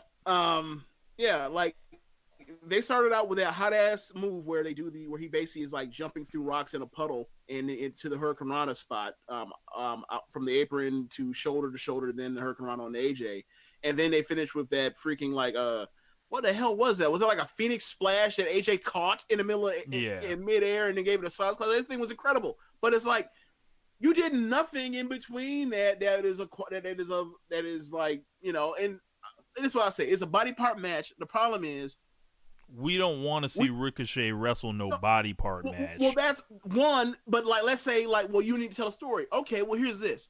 Good matches have stories too. No, let me go through my thought process is. Like, look, Ricochet's only been around since February, right? Yeah. He hasn't had a match yet that would show you what he's capable of fully. He hasn't had like, what's the match you need to see so you understand like all the things that Ricochet can bring to the table from an athletic standpoint of being like the most spectacular wrestler since possibly Rey Mysterio Jr. Right? We haven't seen that, right? So if you're going to do a match where you take away his body part, where he can't do the spectacular stuff, wouldn't it mean more if we've already seen what he can do, and then you have to see how he has to overcome when all the tool bags is basically not at his disposal? Wouldn't that mean more to say that this guy can do all of this, but he is now going toe to toe and getting to this point fighting against AJ Styles, a former 2-time world champion, without being able to do all the things he can do because his legs fucked up. We got to, you know, the whole idea is he's working underneath to show the heart and get people the sympathy, get behind him, right? When you have more sympathy for him, and be like, oh my God, like this dude can't even do all the stuff he can do. They haven't shown you any of that. So you're just watching like, okay, it's a body part match. So like, I imagine if you're a casual, you're like, yeah, Ricochet's the flippy dude, but like, what the fuck else can he do? And it was similar to my thought when I was watching the Arisa in Jungle match, where it was like, all right, Jungle has taken away worked her feet over or worked her leg over. Let's see what she can do without kicking. You know, and Arisa just said, "Fuck it, I'm just gonna kick regardless." Never mind the first third of that match. And for me, that's why I banged on the match at the beginning. But on this, Ricochet went out there and literally did all the stuff off one leg, and stuff was failing because his leg was giving out on him, and he was trying to do all that stuff, and he can do all that stuff, but they didn't give him enough time. And then there was run-ins with the club, which is, you know, obviously their heels. This but like, is their fourth match, right? Like, you would figure, like, can we get one of these matches where you get a straight up match, or they cheat and then you throw them out so we can finally see, or at least in the last third of the match, we can see, like, after all the cheating they've been doing, like that AJ been doing to keep an advantage, that you can finally see 1-to-1 who's the best between the two. No, which makes me think like you're going to have more matches. That's what I'm thinking is going to happen. They're not done with this. Oh joy! So they can have their 5th and 6th and I agree 7th match. I'm not agreeing with them on this end, but I'm like, you know how they book. You know, it's like, all right, well, he still has an out, so we can still beat him because he keep having an out. It's like, all right, man. Well, like, if they do that shit on regular TV, I won't see it. So yeah, it's really sad when it's like, okay, these are two of the most talented people this country has ever produced as far as pro wrestling, and then like we saw what they did in short spurts on TV, and what they do on short spurts on TV is better than what they do on pay-per-view. It's like, what the fuck? Like, what is this? Like, I understand that you have your network insulated from trying to get pay-per-view buys, but like, it's you're building all your TV up to set up these shows. Maybe like you should pay this off of like the most entertaining shit you can do. Just, you know, just a thought. Just infuriating. Yeah. Just total trash. Like, I didn't even give this 3 stars. Like, I didn't even get a rating on it. I was just like, wow, this is pretty much a 2-spot match between these guys. Unbelievable. And fire everybody. Throw them all, get them all in the bin. Yeah, and at this point we were like, yo, this is, if not for this main event, it would have been dangerous. We were dangerously close. We were discussing it from being another one of these shows where we all put out the hashtag fire them in. Yeah. Because the women, you can say what you want to about Bayley and Ember, but like the women's matches on this thing were the second and third best matches on this card. And if not for Seth and Lesnar having a match that we always thought they could have, we would have been in that situation. Like, look, man, enough of this shit. Like, bring on Evolution 2. Still bring on Evolution 2, but like it would have been more calls for it. Yeah, so Bayley and Ember, they had a match. The crowd kind of like was checked out from the Ricochet match. It like rolled over into this one. They tried to, you know, do their thing, but it never really got going. Sloppy match. Ember's not over. and that's what it is. Like she's not over, and you didn't make her into a convincing challenger. You did this baby. You did more of this two baby faces being mean to each other. Shit that I like at this point. Seeing what they've done with these AJ and Brian, AJ and Seth, like they should know better than to try to do this or come up with another approach for babyface versus babyface, because you trying to make babyfaces dicks to try to give you an edge and get the tension of the match going doesn't make us want to see them fight. It makes us think like maybe these people aren't the people that we want to root for, and that's what you end up with. Good point. We've been doing this. We've been at this for like since 2017 with their babyface feuds, and they used to be really good at babyface feuds. Boy. And then we had Kevin Owens and Shane McMahon. I don't ever need to see Shane McMahon wrestle. Crowd was into it. They, you know, were digging their countryman, Kevin Owens. Owens had like some Toronto Raptors inspired gear. Did you notice the aesthetics over this weekend, James? The aesthetics? Yeah, a lot all more, the Raptor stuff. Yes. Everything is Vince Carter era Raptor shit. Yeah. Like everything is 90s Raptors. Yep. Everybody's in the purple and red. Yeah. I noticed that. The music that was the music choices, the dancing, and you know, it's real funny how that happens, especially in NXT. Yeah. I think that's more to do with the connection with the Raptors dancers than it actually is with like something that they actually was actual choice. Like, but yeah, I see what you mean. Now, as far as the Shane match, I thought, and Rich, you say the same thing when I watch these AEW matches and they have these tag matches and they don't explain the rules of the tag match, and then fucking Marco Stunt coming in doing a super run out of nowhere after he was just sitting there as like a manager or a valet. Like I hate when you bury the fucking refs. You know, like some of the worst of New Japan stuff is when they buried Red Shoes, Uno, or whoever else, right? With the dumb shit, and they can't like throw you out. They just sit there and tolerate it. And the most they can do is, I'm not counting that pinfall. Fuck out of here. Instead of throwing people out. And good on Red Shoes for throwing out Bullet Club in Ghetto. Throwing out all them this hoes. Morning. Yeah, throw all them hoes out. So, but my point is, you don't you don't need to bury somebody's stupid intelligence level in the middle of the match. Like when they were out there with Kevin Owens, and 2 times he almost got counted out because he's too focused on arguing with Elias, a fucking geek on the sideline. And then one thing that I could have swore that they called Elias a special guest enforcer, but he came down to the ring with a referee tank top on, so people are confused as to why Owens is beating the hell out of Elias at different points and not getting DQ'd for it. And it's like, well, that's because for some reason he was described as one thing to where it would have been cool if he just came out there to be an enforcer, but then he's dressed up as a ref, so it's caused confusion. So ultimately my point is, Shane still stinks. He stunk throughout this match. He potatoed and had terrible offense like he normally does. They made the babyface look like a schmuck in the first third of the match, and then he overcame the odds, outsmarted all of them, got one over huge on Shane by kicking him in the dick, but the ref wasn't paying attention, and then he stunned him and won, which sent the crowd home happy, and they all popped. But also ultimately for me, my I never gave it a star rating, but I would say not good, but definitely didn't suck. 2.5. So, yeah, 2.5, 2.25, 2.25, something like that. Yeah. I have nothing else to say about Shane McMahon in 2019. Look, you can say this would right? have been so much more effective had the Undertaker not like pinned him a month ago. Yeah, my thing is this: like, if you are a person that is dead set on booking your son on that stinks at wrestling onto a SummerSlam, then I guess you have to call it a success because Shane sucks and you got a match that didn't suck, right? Amazing. Yeah, I would say don't book your fucking son on the damn show. Like, what the fuck is wrong with you? This is like some Eric Watts shit, but whatever. Then up next. Why do you keep referencing Bill Watts? Why do you keep doing that? It's always fun to talk about Bill Watts and what he does because like he's a notorious tough guy. He's a good booker, million stories, and then you can always tie jokes in with him. Okay. I don't know why. The cowboy. We could have did David Flair and Ric Flair from '99. We could have done that too. Ooh. But at least with Ric Flair and David Flair, Rick was on TV saying, Every promoter in the history of this business has pushed their sons down their fans' throats, and I'm going to do it with my son too, regardless of how good he is. At least they were in on the joke with David Flair.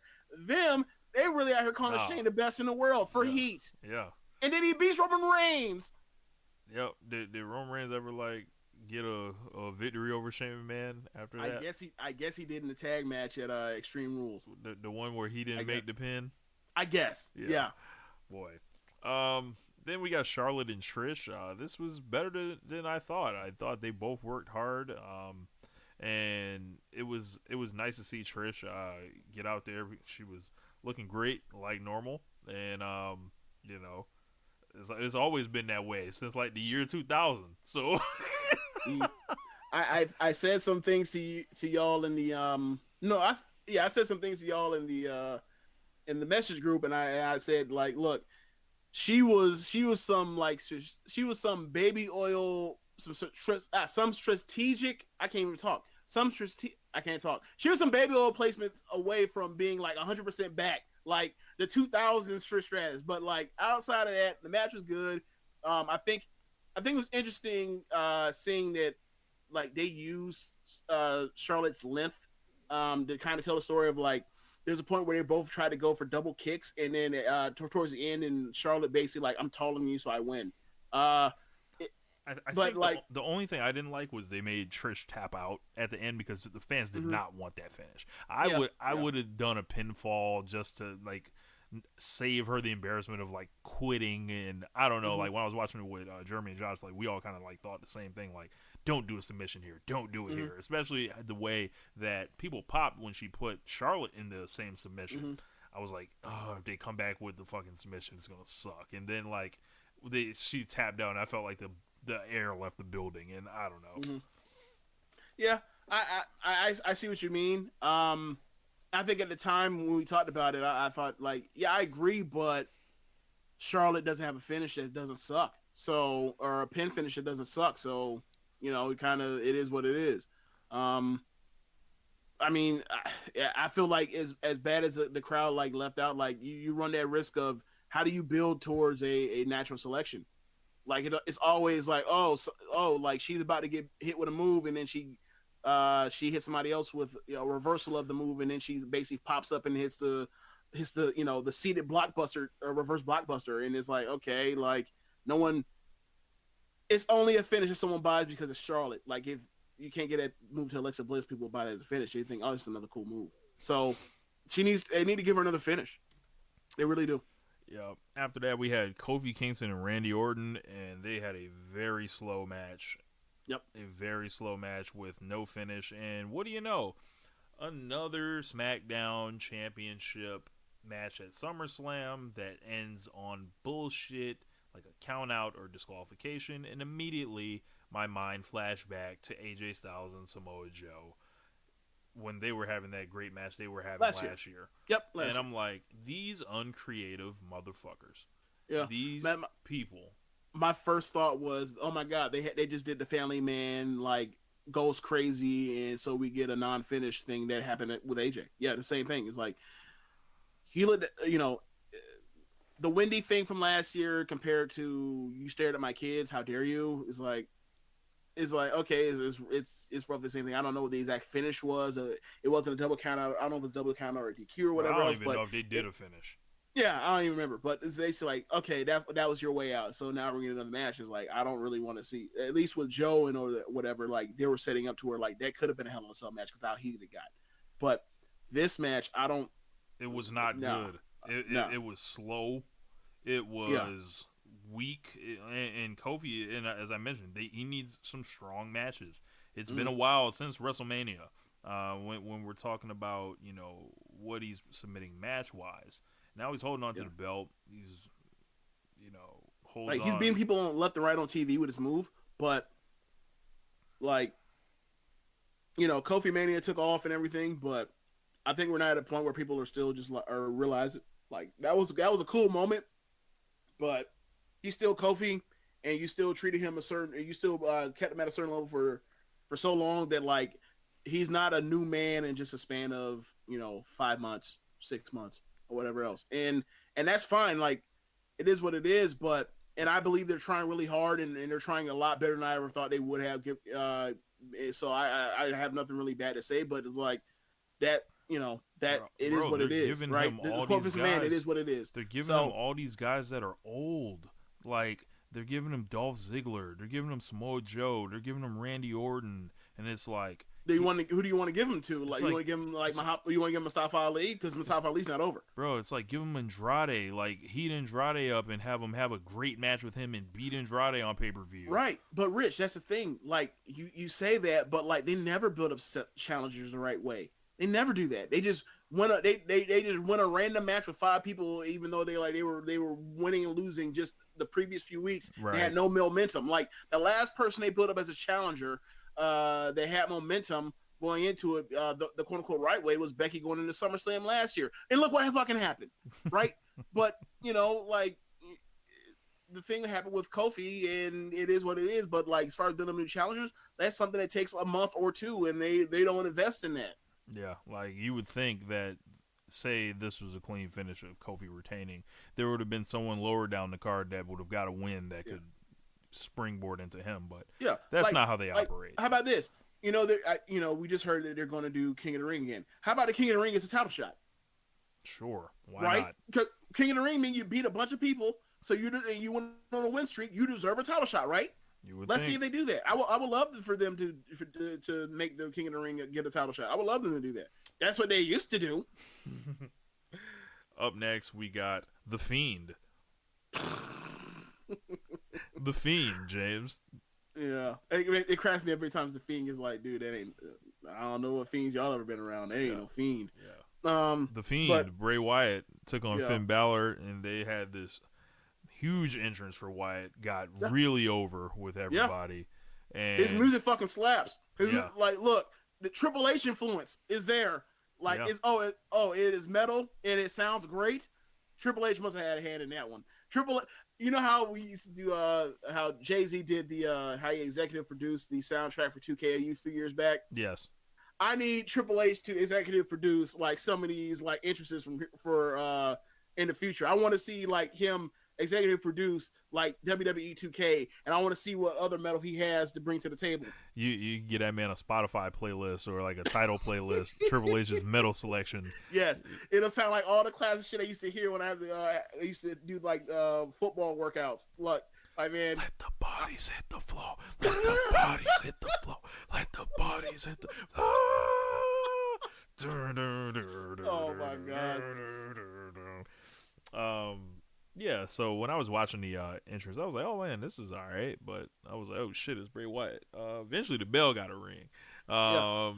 And he in the ring go ahead. And what I thought about it was like, we'll know when they stop caring about this, because this is so produced. Like, it's such a produced entrance. Like, there's just so many different elements, and it's like cutting the lights out every time. We're like, they're not gonna do that every week. Eventually, if they were using care, he's not somebody you do every week anyway, right? So, for me, after watching this, I thought to myself, if this were another company that took care with when they have something over, or like the way Vince used to do with something that got over, right? I could see, especially when Balor's leaving, he wasn't the demon, which I thought was smart. Dumb for his character, but smart as far as like saving it. So, like, if I were them, like, I'd build towards like Bray Wyatt versus Aleister Black and Finn Balor, like, to over the like you get both of those matches at some point at Royal Rumble or Survivor Series or WrestleMania, and that's what you build towards with those two, because they both have like the dark element with them. And like, I would love for them to do Bray versus Finn at WrestleMania, and then the Demon versus the Fiend, and then you finally have it, and you'd be like, look at the story we told. Like, that'd be a great story. Like, I took him off TV, and then we get it back. But who knows what they do? But I thought that the match, the way that he dominated the match, the only part I didn't like about it was that I thought he should have been more dominant. Like, Balor's going off TV. He doesn't need a fucking hope spot. just beat his ass. Beat his ass, hit your move, get out of there. Yeah, and, fuck him up. You know, he got his flurry of offense in and he cut him off and then hit the mandible claw for the pin. And I'm like, okay, cool. But, like, I don't even know if he should even done that. Like, he's going to be off TV for months, so fuck him. Yeah, Wyatt looked really explosive in the ring. And, you know, he's been around for 6 years, so it was time they did something new. This is anniversary. Yeah, this is very new. And I would encourage folks to let's see a couple more matches and make our judgments from there. Like the presentation, I don't think you can call this anything but like a success. Absolutely. But as I mentioned, like it did feel really produced down to the outro. Like this man got an outro, from how he left, and that was like the visual. Whoa. The flashlights in the dark thing is cool. Where it's almost like a bunch of flashlights on the deer and headlights almost with him.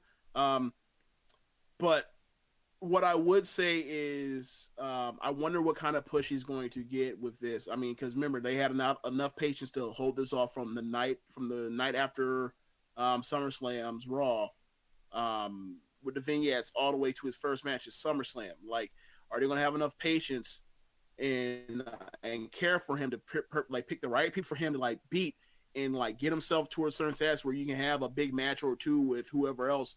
And like it still feels fresh and also without overexposing it, because this is definitely something that if you put on TV every single week, they're gonna run out of ideas because like how much supernatural, but how much meta contextualization can you do with a company that normally only thinks skin deep, right? So I'm interested to see what they do with it. If we're me, like I give him that 2014 Rusev push.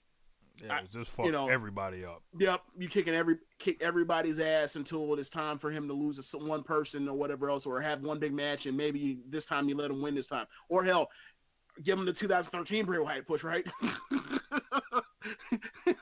But like he needs to be like the monster that we set up in the fall for somebody to have a big money match with. And look, there's still. They only did the Roman thing one time, and that was 2015. They could do that again. There's a bunch of people they could do this with, but they need to like position that properly. And I think they've done the job so far. They just need to follow through. Yeah, and then our main event was Seth Rollins defeating Brock Lesnar for the Universal Championship, absolutely clean and a very good match. Rollins has had a tough summer, to say the least. Understatement.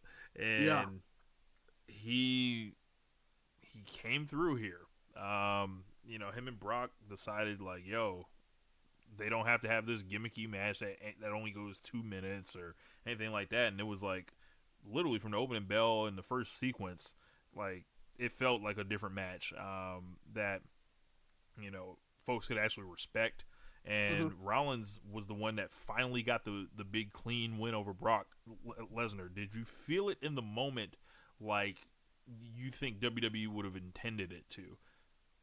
Like this is the guy that beat Undertaker's streak, and we've been saving this dude for years now. That's gone for me.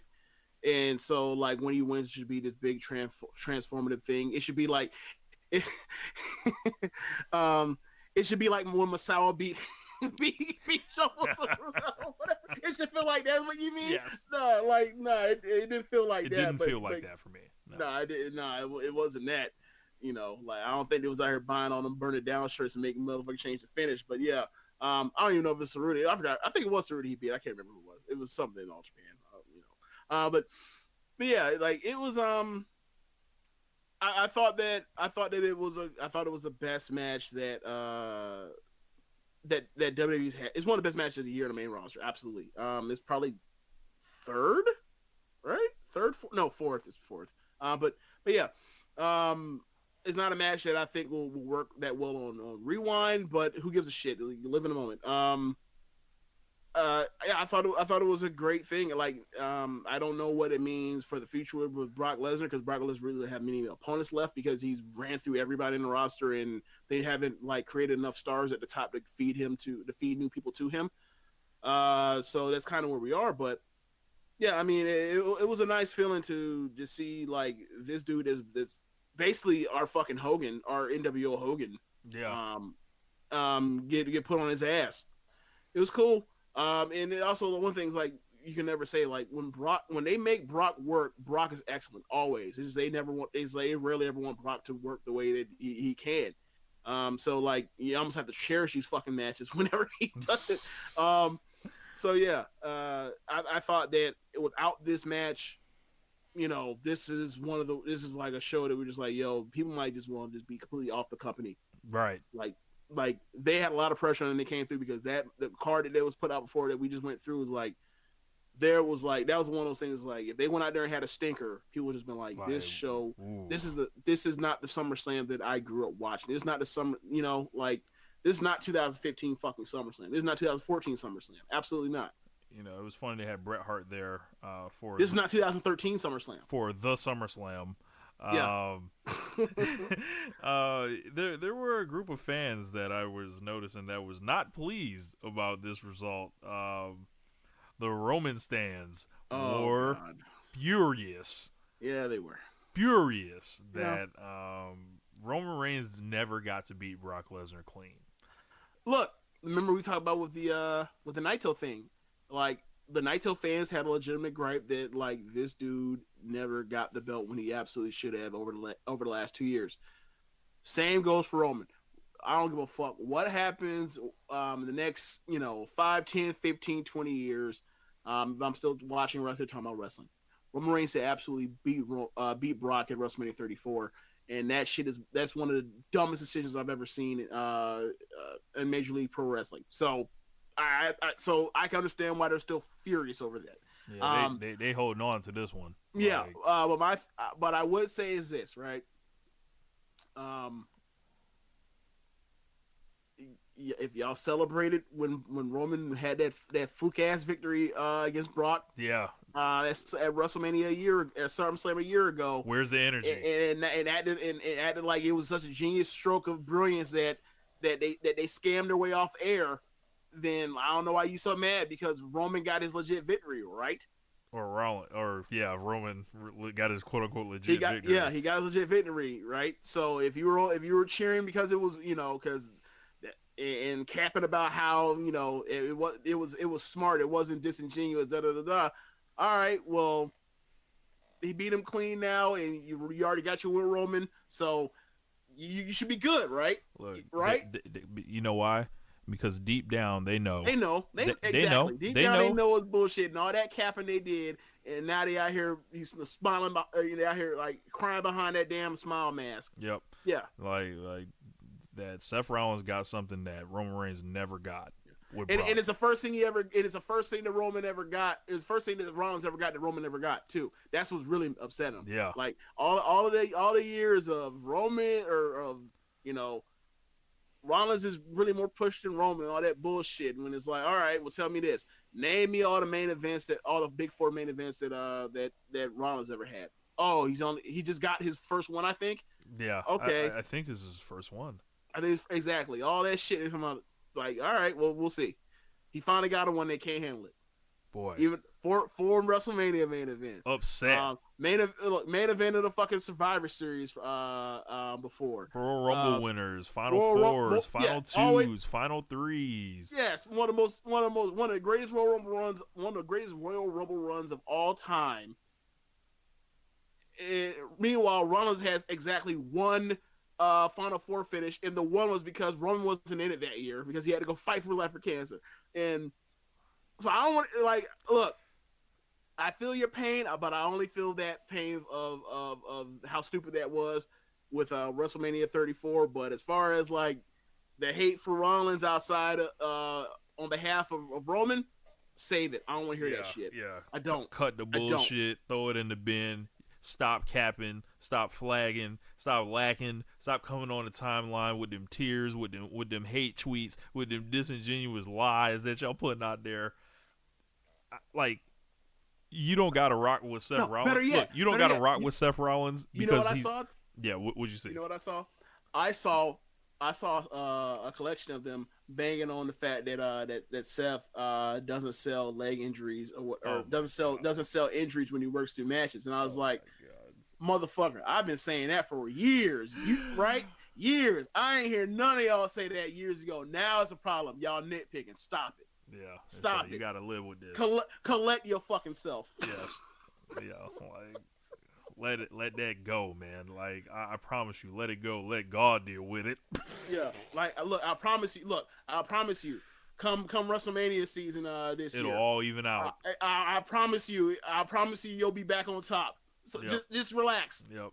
Like they just like relax they don't your know mind how to... and let your conscience be free. Yeah. Exactly. Yeah. So Seth got the big win. Congratulations to him, and he put himself in his position that he had. Like as I said, Seth Rollins ain't exactly the dude you want to like ride with, like no, at all. Yeah, we got people that'll ride for Seth, and they just like, look, man, the only reason I'm riding for him because I've already came this far. I just gotta see how this play out. So, like we've had a pretty much when like the fall season with Seth, a journey to now it's been rocky. He's not been he's not been at his best all the time, and he kind of backed his way into some of this. I think that element is there, and look. I mean, did they build up a guy historically that would have been the person that would have won the Royal Rumble? No. Yeah. So I mean, yeah. So like all of this stuff is just like, we don't have Roman here, so you who we running with? Yeah. And they didn't do a good job with it to get here, but like that's where we are. And for the first time in a while, like at least it feels like he's on some good footing, like some real good footing, not just like, oh, he beat Brock Lesnar in a fluky ass 2.5 minute thing. Like he actually beat him. Yeah, and it's not like off a low blow. And maybe this will maybe they won't make him feud with Baron Corbin for 3 months after. Yeah. That destroys the feeling. Yeah, quickly. So let's get into some of these questions that we got from Facebook and also Twitter. I guess we'll start on the Twitter questions.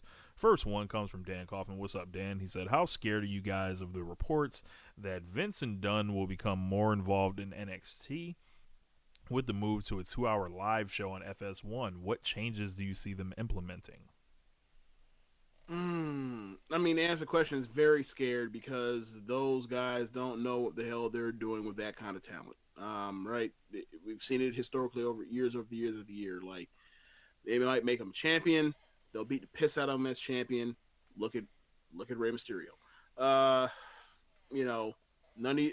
This is not a promo. This is not a promo, wacky, goofy sports entertainment promotion. That's what Vince and Kevin Dunn want.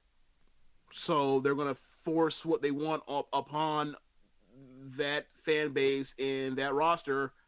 And best of luck to you. I mean, like, there is Adam Cole and Kyle O'Reilly, and they're great guys. They're great heels that can get embarrassed and that kind of stuff. But the kind of promos they want out of their baby faces, I don't really see anybody on the roster that can do that sort of thing, really. At least right now. Like, the best babyface promo they probably have right now is Velveteen and Johnny. Velveteen, I think, is almost be a duck to water, right? Because like he's been built for this. Like, all he's been doing is cosplaying as The Rock the last 2 years. So like, The Rock is the number one reason why they think this kind of shit works, right? So I mean, we saw that fucking debacle that got over he did with the national anthem. So right, anything he touched turns to gold, like, or anything. Yeah. So I think they're gonna poison the well. I think it's gonna be not good. And the thing about it is NXT has built up such a fan base within Florida and everything like that. I think if they dramatically change everything, the crowd will let them know at Full Sail, and eventually they'll stop showing up. Yep. Absolutely. So now, as far as the Johnny thing with the promos, like, I mean, I don't know if Johnny's still even around. Like, Johnny wasn't on this show to my knowledge, but there are reports that he's been called up, but we don't know. Yeah, we won't know until we see it. But the thing for me is with Johnny is he cuts great babyface promos, fiery babyface are coming for you, but like That's not all Vince wants. Vince wants wacky comedic timing shit. He wants geeks that with comedic timing. He wants fucking crates falling on you backstage. He wants you to be, damn near mowed down with a vehicle and, all types of other wacky shit. He also wants to embarrass and constantly like make his baby faces like dumbasses too, and unlikable people, which NXT doesn't really do. So there's all that involved. There's also the amount of international talent they have and people that speak English as not their native language. There's also concern because Vince doesn't really push motherfuckers the correct way. That are like that is like either speak English or fuck off. So like you also have to worry about that with now the rise of EO, Kushida on the scene, almost like doing these exhibitions, trying to build himself into the universe until it's time for takeover for him to do. Like I think now I'm thinking about it. Like I think Keith Lee could do well with him because Keith Lee is a kind of a versatile like talker, right? I think Garza would do well. Who? Garza. I don't know if he speaks English though. Can he speak English? I think he does. Well, if he does, he's good. He's good. Yeah. Right. But if he don't, actually, he speaks great English. Okay, I'm glad to hear that because, like I'm glad. Like we'll see. If they're using turning. I mean, look, I've been saying this last year. I was saying it for a while. Like they had at that time they had enough talent for 2 hours. They still have the talent for 2 hours weekly. The problem is they have to. If they're going to do that, they better hit the ground running, trying to get more of these people over. And one of the ways you could do that was with the breakout tournament. But like you're also gonna need to add to the women's roster. So we need to see like instead of you hiding and housing, she's hurt now, but like when you're doing the Rachel Evers, having her hidden off, like Purrazzo. Deonna Purrazzo, she needs to be on TV. Chelsea Green as well when she recovers from her injury she had. I think she's probably already on the road again. Yeah, but she's back. Yeah. So you definitely. Knox. Yep, all of them. When she gets ready to go, like you hit the ground running with them too. Like you need to fill out this division, or fill out that women's division, and to where you have people that you can go to besides trying to throw Shayna on TV every single week. Because if you throw Shayna on TV every single week, you probably ask for trouble. And the cohesion of NXT would be drastically altered because they would have. We already know they would be tempted to rewrite shit. Yeah, you already know it's going to scatterbrain, nonsensical booking, like especially once it goes live, and also is at the hands of Vince who wants to scrap shit that's been neatly crafted for the 5 days, and then all of a sudden he shows up, he rolls out of bed and says, "You know what, this ain't it. Let's go ahead and just do shit at the last minute." So, because I'm just so I can feel alive. So So yeah, like it's definitely a change for the worse by moving on to them. If you just look at if their TV product on Mondays and Tuesdays is any indication. So our next question comes and also you might get shittier matches too. Oh yeah. You might have Dan Matha working on top. Jesus Christ! Oh my God, the Riddick regimen.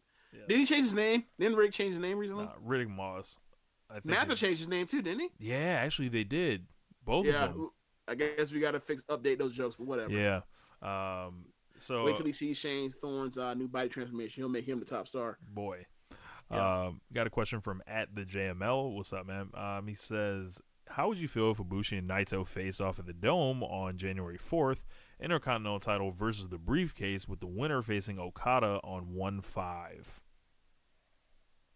So basically, that's so basically we're doing plans on plans on plans. Like you got to I got to go through. I got to have 11 or I had to have 10 matches to win the G1, and then I have to have a 12th match to defend the fucking thing.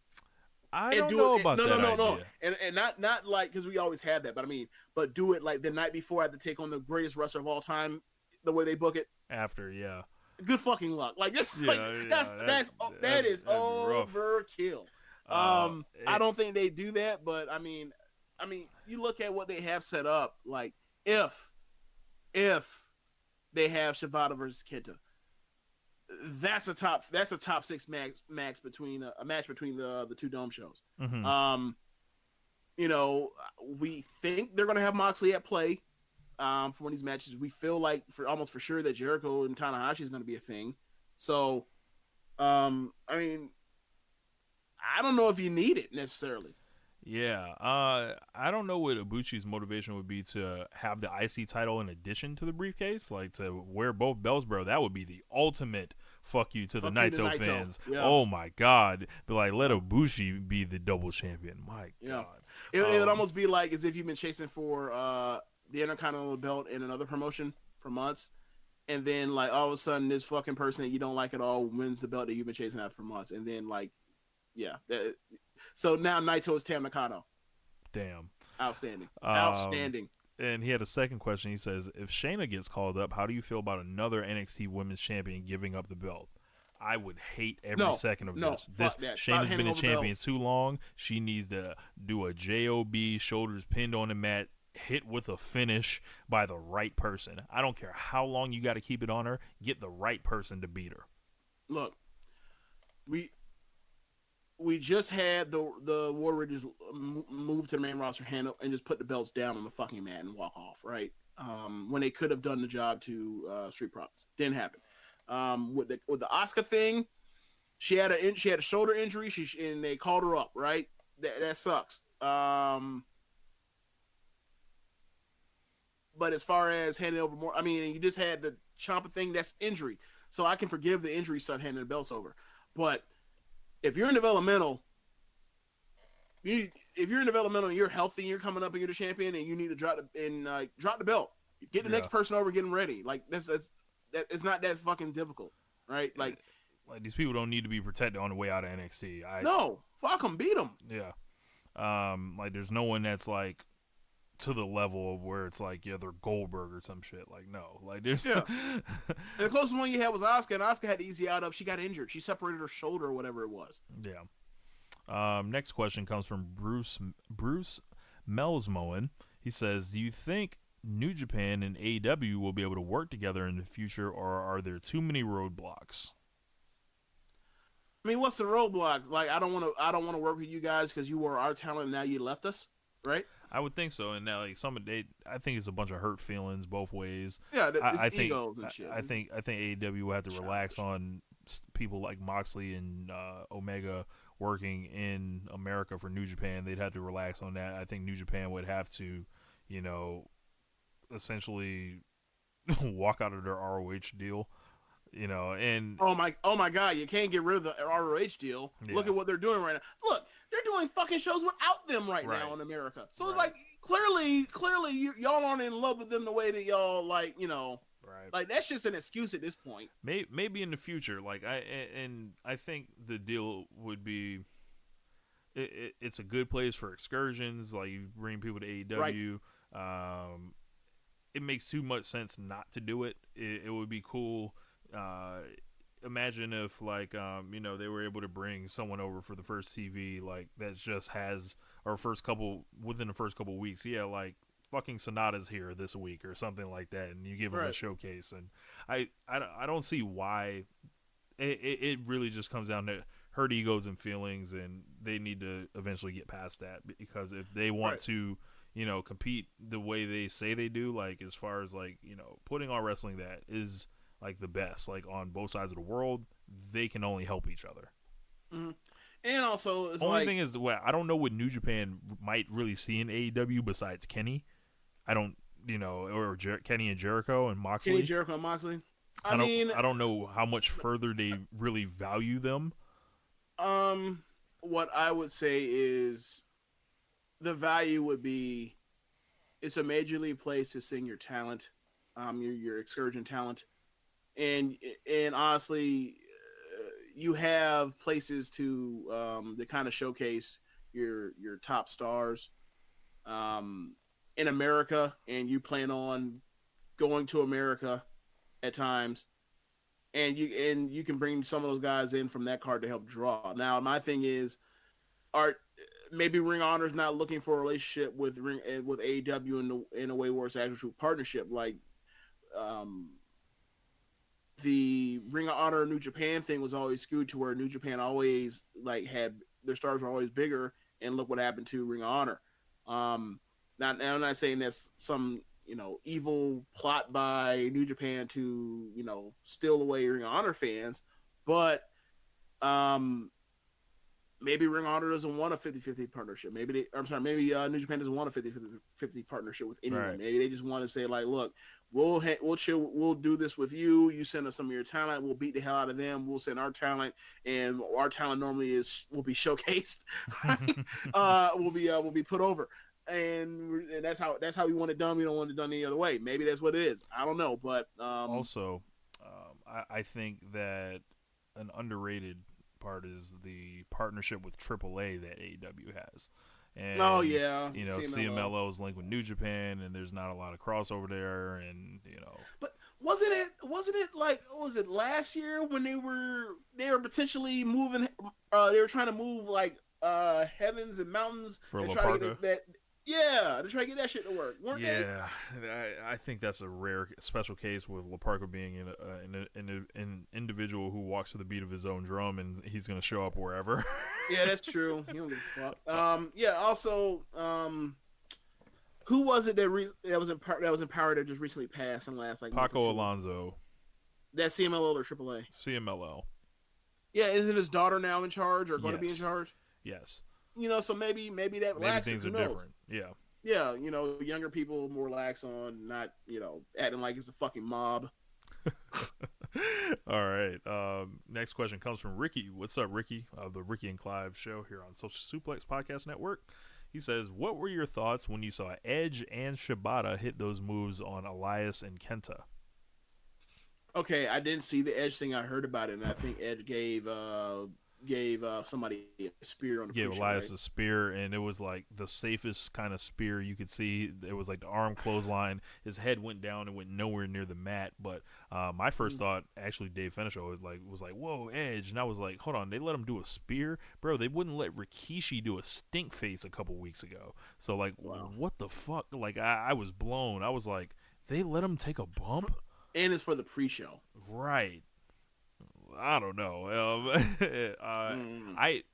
So Ricky, I didn't have like that connection with Edge that a lot of people had because I essentially missed his entire main event career because I wasn't an active watcher. I've gone back and watched that stuff, and I always knew Edge was like a young guy, tag team guy when I was watching. But I mean, it's good to see him get in the ring and do that because they told me he'd never do it again, and if he's healthy enough to do that, that's cool for him.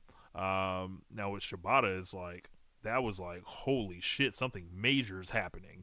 Yeah, because Shibata's one of the elite wrestlers in the world when he just had to just retire because he did that stupid fucking headbutt and then he started having, was it a subdural hematoma? So it's like like this dude was probably going to become like he was going to probably get an IWGP championship heavyweight championship run. From that point forward, but so Naito would have had to deal with him too, huh? Yeah, he would have.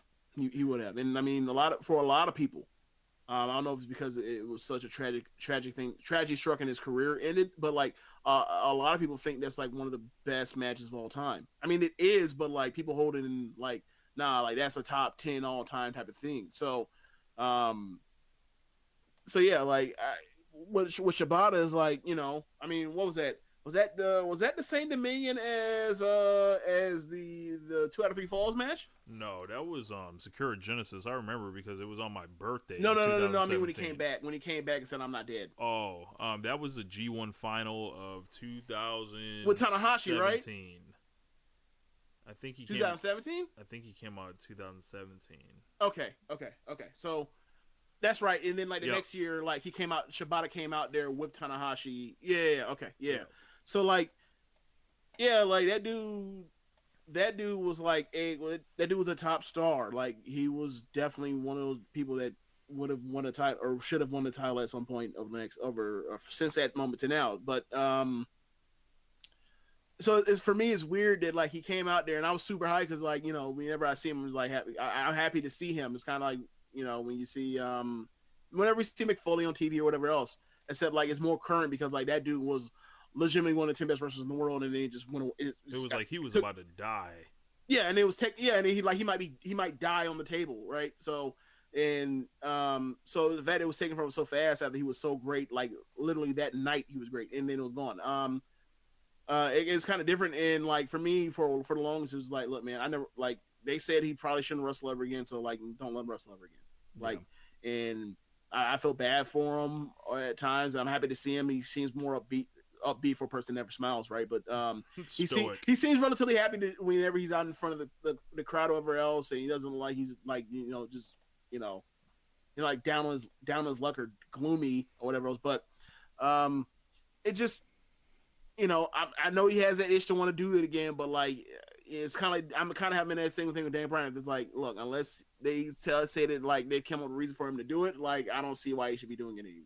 And it sucks, but look, we got enough matches to already like love that dude, so it is what it is. Now after seeing that angle, I'm like, how could they not? Clearly, they must be up to something that we don't know. And then you hear like, actually, nah, they just did that just for fun. And like, why the fuck would you play with us like that? Yes. Like, I remember when Austin did the Heyman podcast, and he shot the promo for a death match with Lesnar. Yes. And then Vince was pissed. He's like, because you just fucking more or less like shot an angle for a match that I can't like outdo. Yeah. Same thing. It's like, the fuck after this.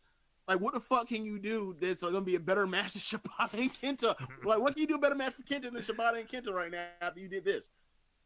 Yeah, and he sat on his chest. Ultimate disrespect. Yeah. With his fucking pose! Yeah. It was nice Edge got to do that because Beth was out there, too, so she got to see it. She was? And she's on commentary now, so... That's what's up. Yeah. She was on a pre-show? I think she was. Okay. I think. I'd have to check on that, but next question comes from the Implications. What's up, Imp? On LOP Radio. He said, damn it, my question was Ricky's question, so what he said times two. He says, also, Jesus Christ, this Wrestle Kingdom potential card is filling out extremely nicely. My question is, who challenges Tetsuya Naito at the Dome? Oh, for the IC belt? Because he's a fucking loser.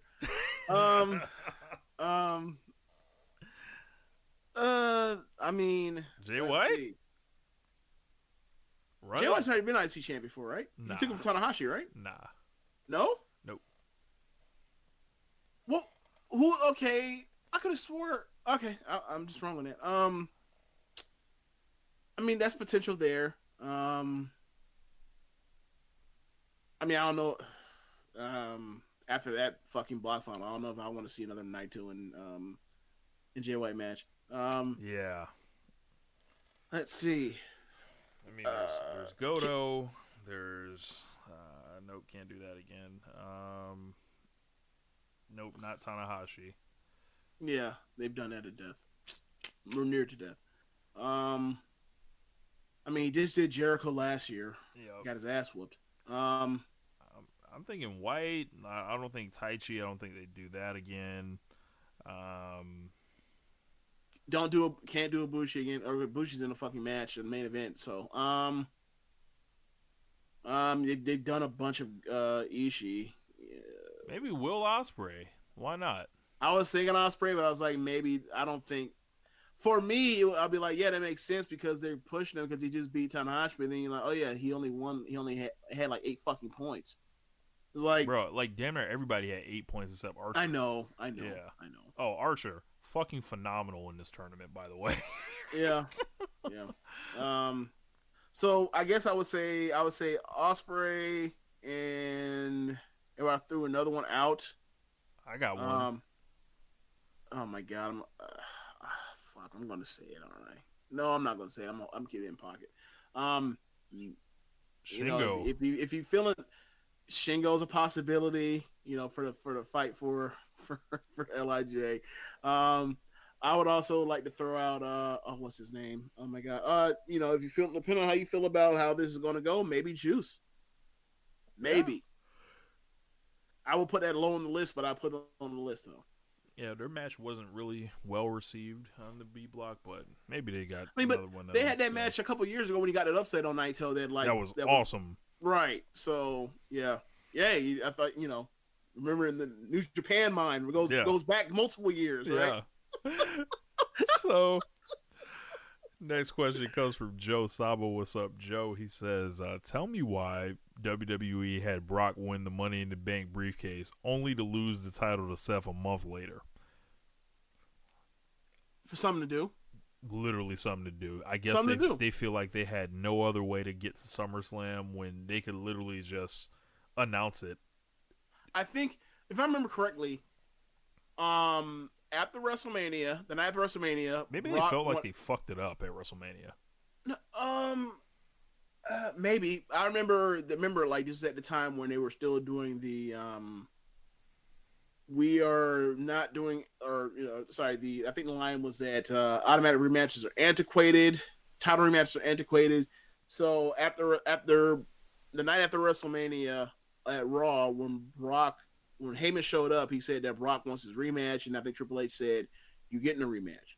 So Brock was like, "What the fuck?"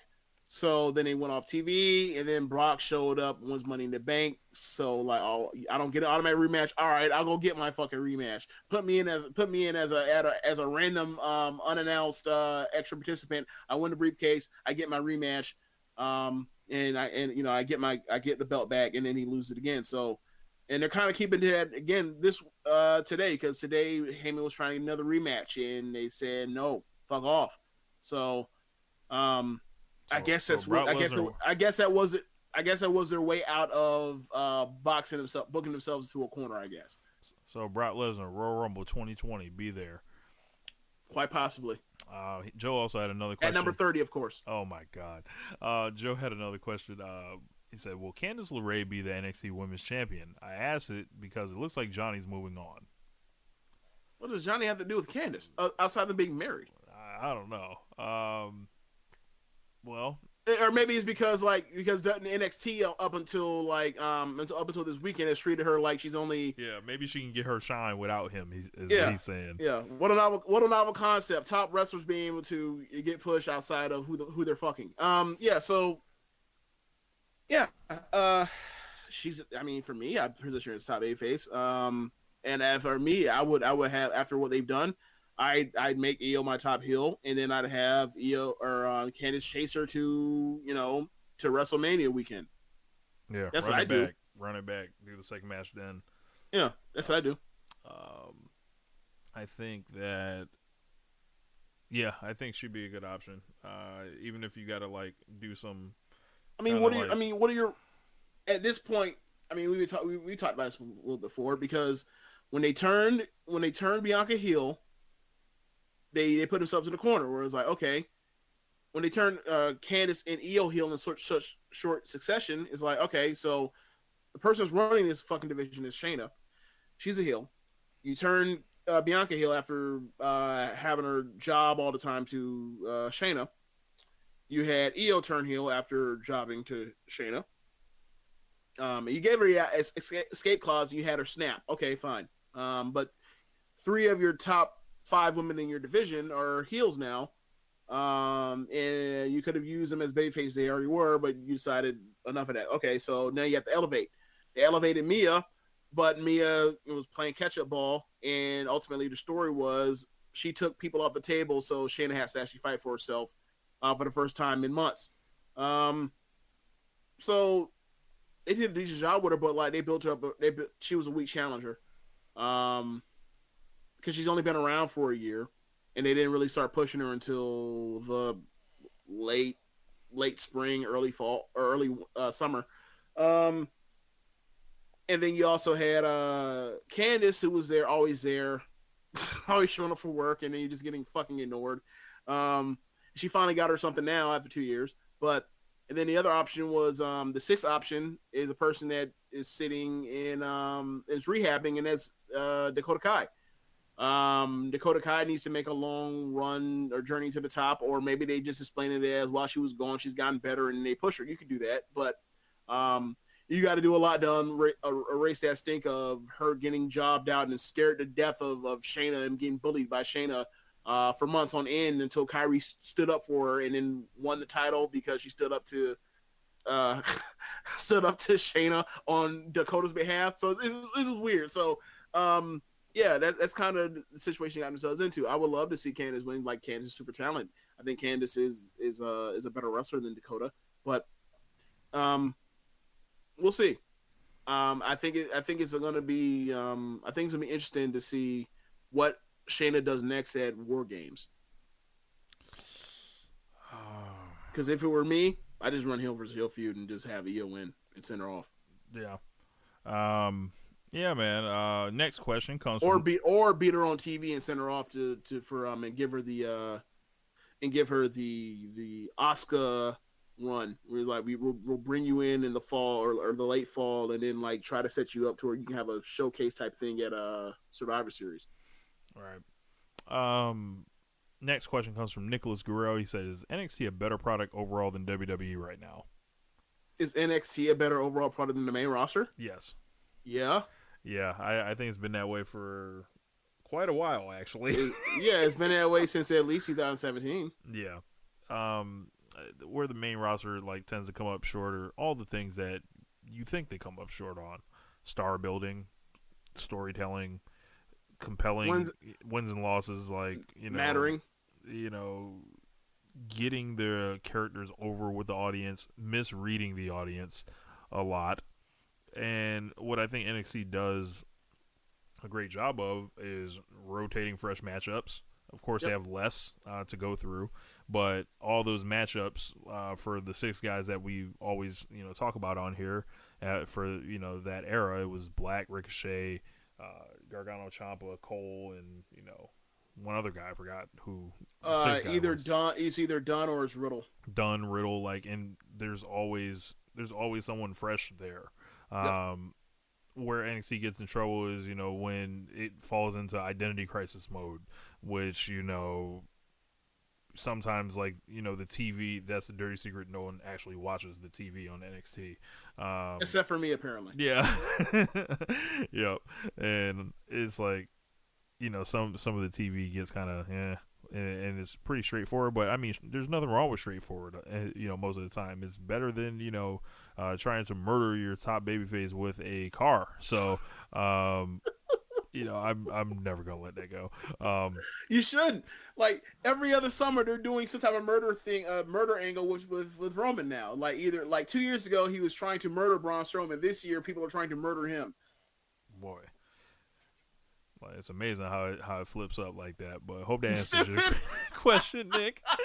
Well, bro, obviously it's not him now because of the angle they shot in Raw tonight. But what if you come out and we find out oh yeah, it was Strowman in his get back? He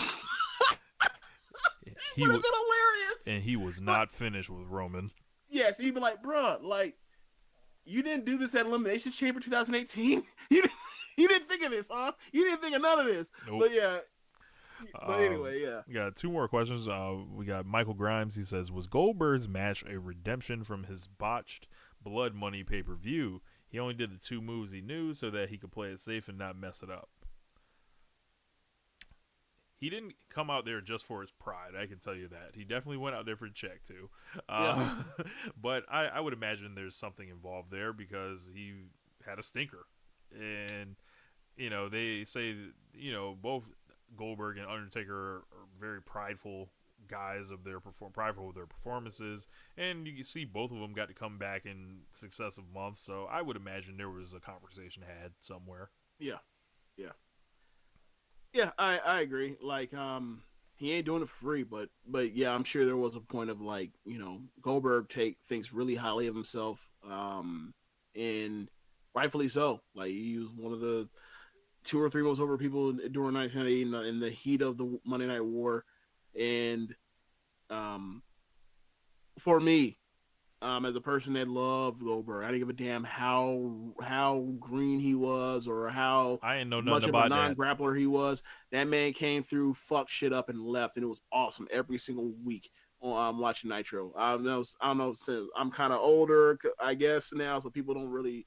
They heard about Monday Night Wars, but they really, if you weren't there, it's hard to explain how and why Goldberg connected the way he did and took off the way he did. But if you were there and you saw, you understood it. And for that dude to have that kind of a match, it was sad to hear about. But he was able to come back and redeem himself, and I'm happy. Like, and it's not about with Goldberg. It was never about having some fucking 5-star technical classic. Like, it was never about trying to be Pete Dunne in the ring. It was about explosiveness and intensity, and mission accomplished. Yep. Our last question comes from the guy who asked the first question, Dan Coffin. He says, how badly do you want Riddle to whip Goldberg's ass? I don't know if I necessarily want to see them fight each other or one person to whip the other. I'd rather just see the tension, because I'm here for the smoke, and watching Riddle describe his meeting with Goldberg is just like, that feels like Goldberg looks at this man like the ultimate young punk, and Riddle is just like Riddle's like a badass that might not know exactly who he's stepping into with, even though he's a shooter and everything like that. There's something about old man strength that you just can't, undervalue. And I don't know. I don't want to see them necessarily one just destroy the other. Like, I like both guys, so whatever happens. Yeah, it's really weird, and I almost feel like it's a gimmick on Riddle's end, but you can't really tell because he's so lighthearted in everything he does that you really can't judge on if he's serious or not, because when have you ever seen a serious side of Matt Riddle that's not him bugging his eyes out because he's pissed because he's putting over a match, right? So with me, I just find it weird. It's why is he the guy that you're pissed at? How many bums there were during the Monday night era? Why aren't you giving shit to Kevin Nash? He's out here doing fucking 6 moves, and the 6th move was a fucking hair flip, right? Look at all the bums on the roster right now. Yeah, I mean, I'm not even getting that, but if Goldberg is not the only one to be banging on because of him getting, him not doing that much while being over at that time. There were a bunch of guys doing that, especially in WCW area. So I don't really get it. I guess that's part of the reason why I don't really care for it that much, and how much of it is I don't know if he's serious or not, because it's if you love wrestling the way you do, then you understand there are Goldberg types that are necessary. You need Goldbergs and Braun Strowmans and Batistas and whatever other monsters that are kind of limited as far as what they can do in the ring to try to sell danger or whatever else for baby faces or what have you. They're attractions, and he was a great attraction. So I don't really see why he's the one that gets your shit, but whatever. I don't know, and like I said, I don't know how much of it is real. I kind of feel like it's a fucking work, and it's just a thing that he just kept going. He's I'm gonna keep doing this shit just cause. And it's what are they gonna do? Fire me? Right. Yeah. Same thing when he said Jericho. He said that Jericho was this weekend. He's do you want me to beat the shit out of you?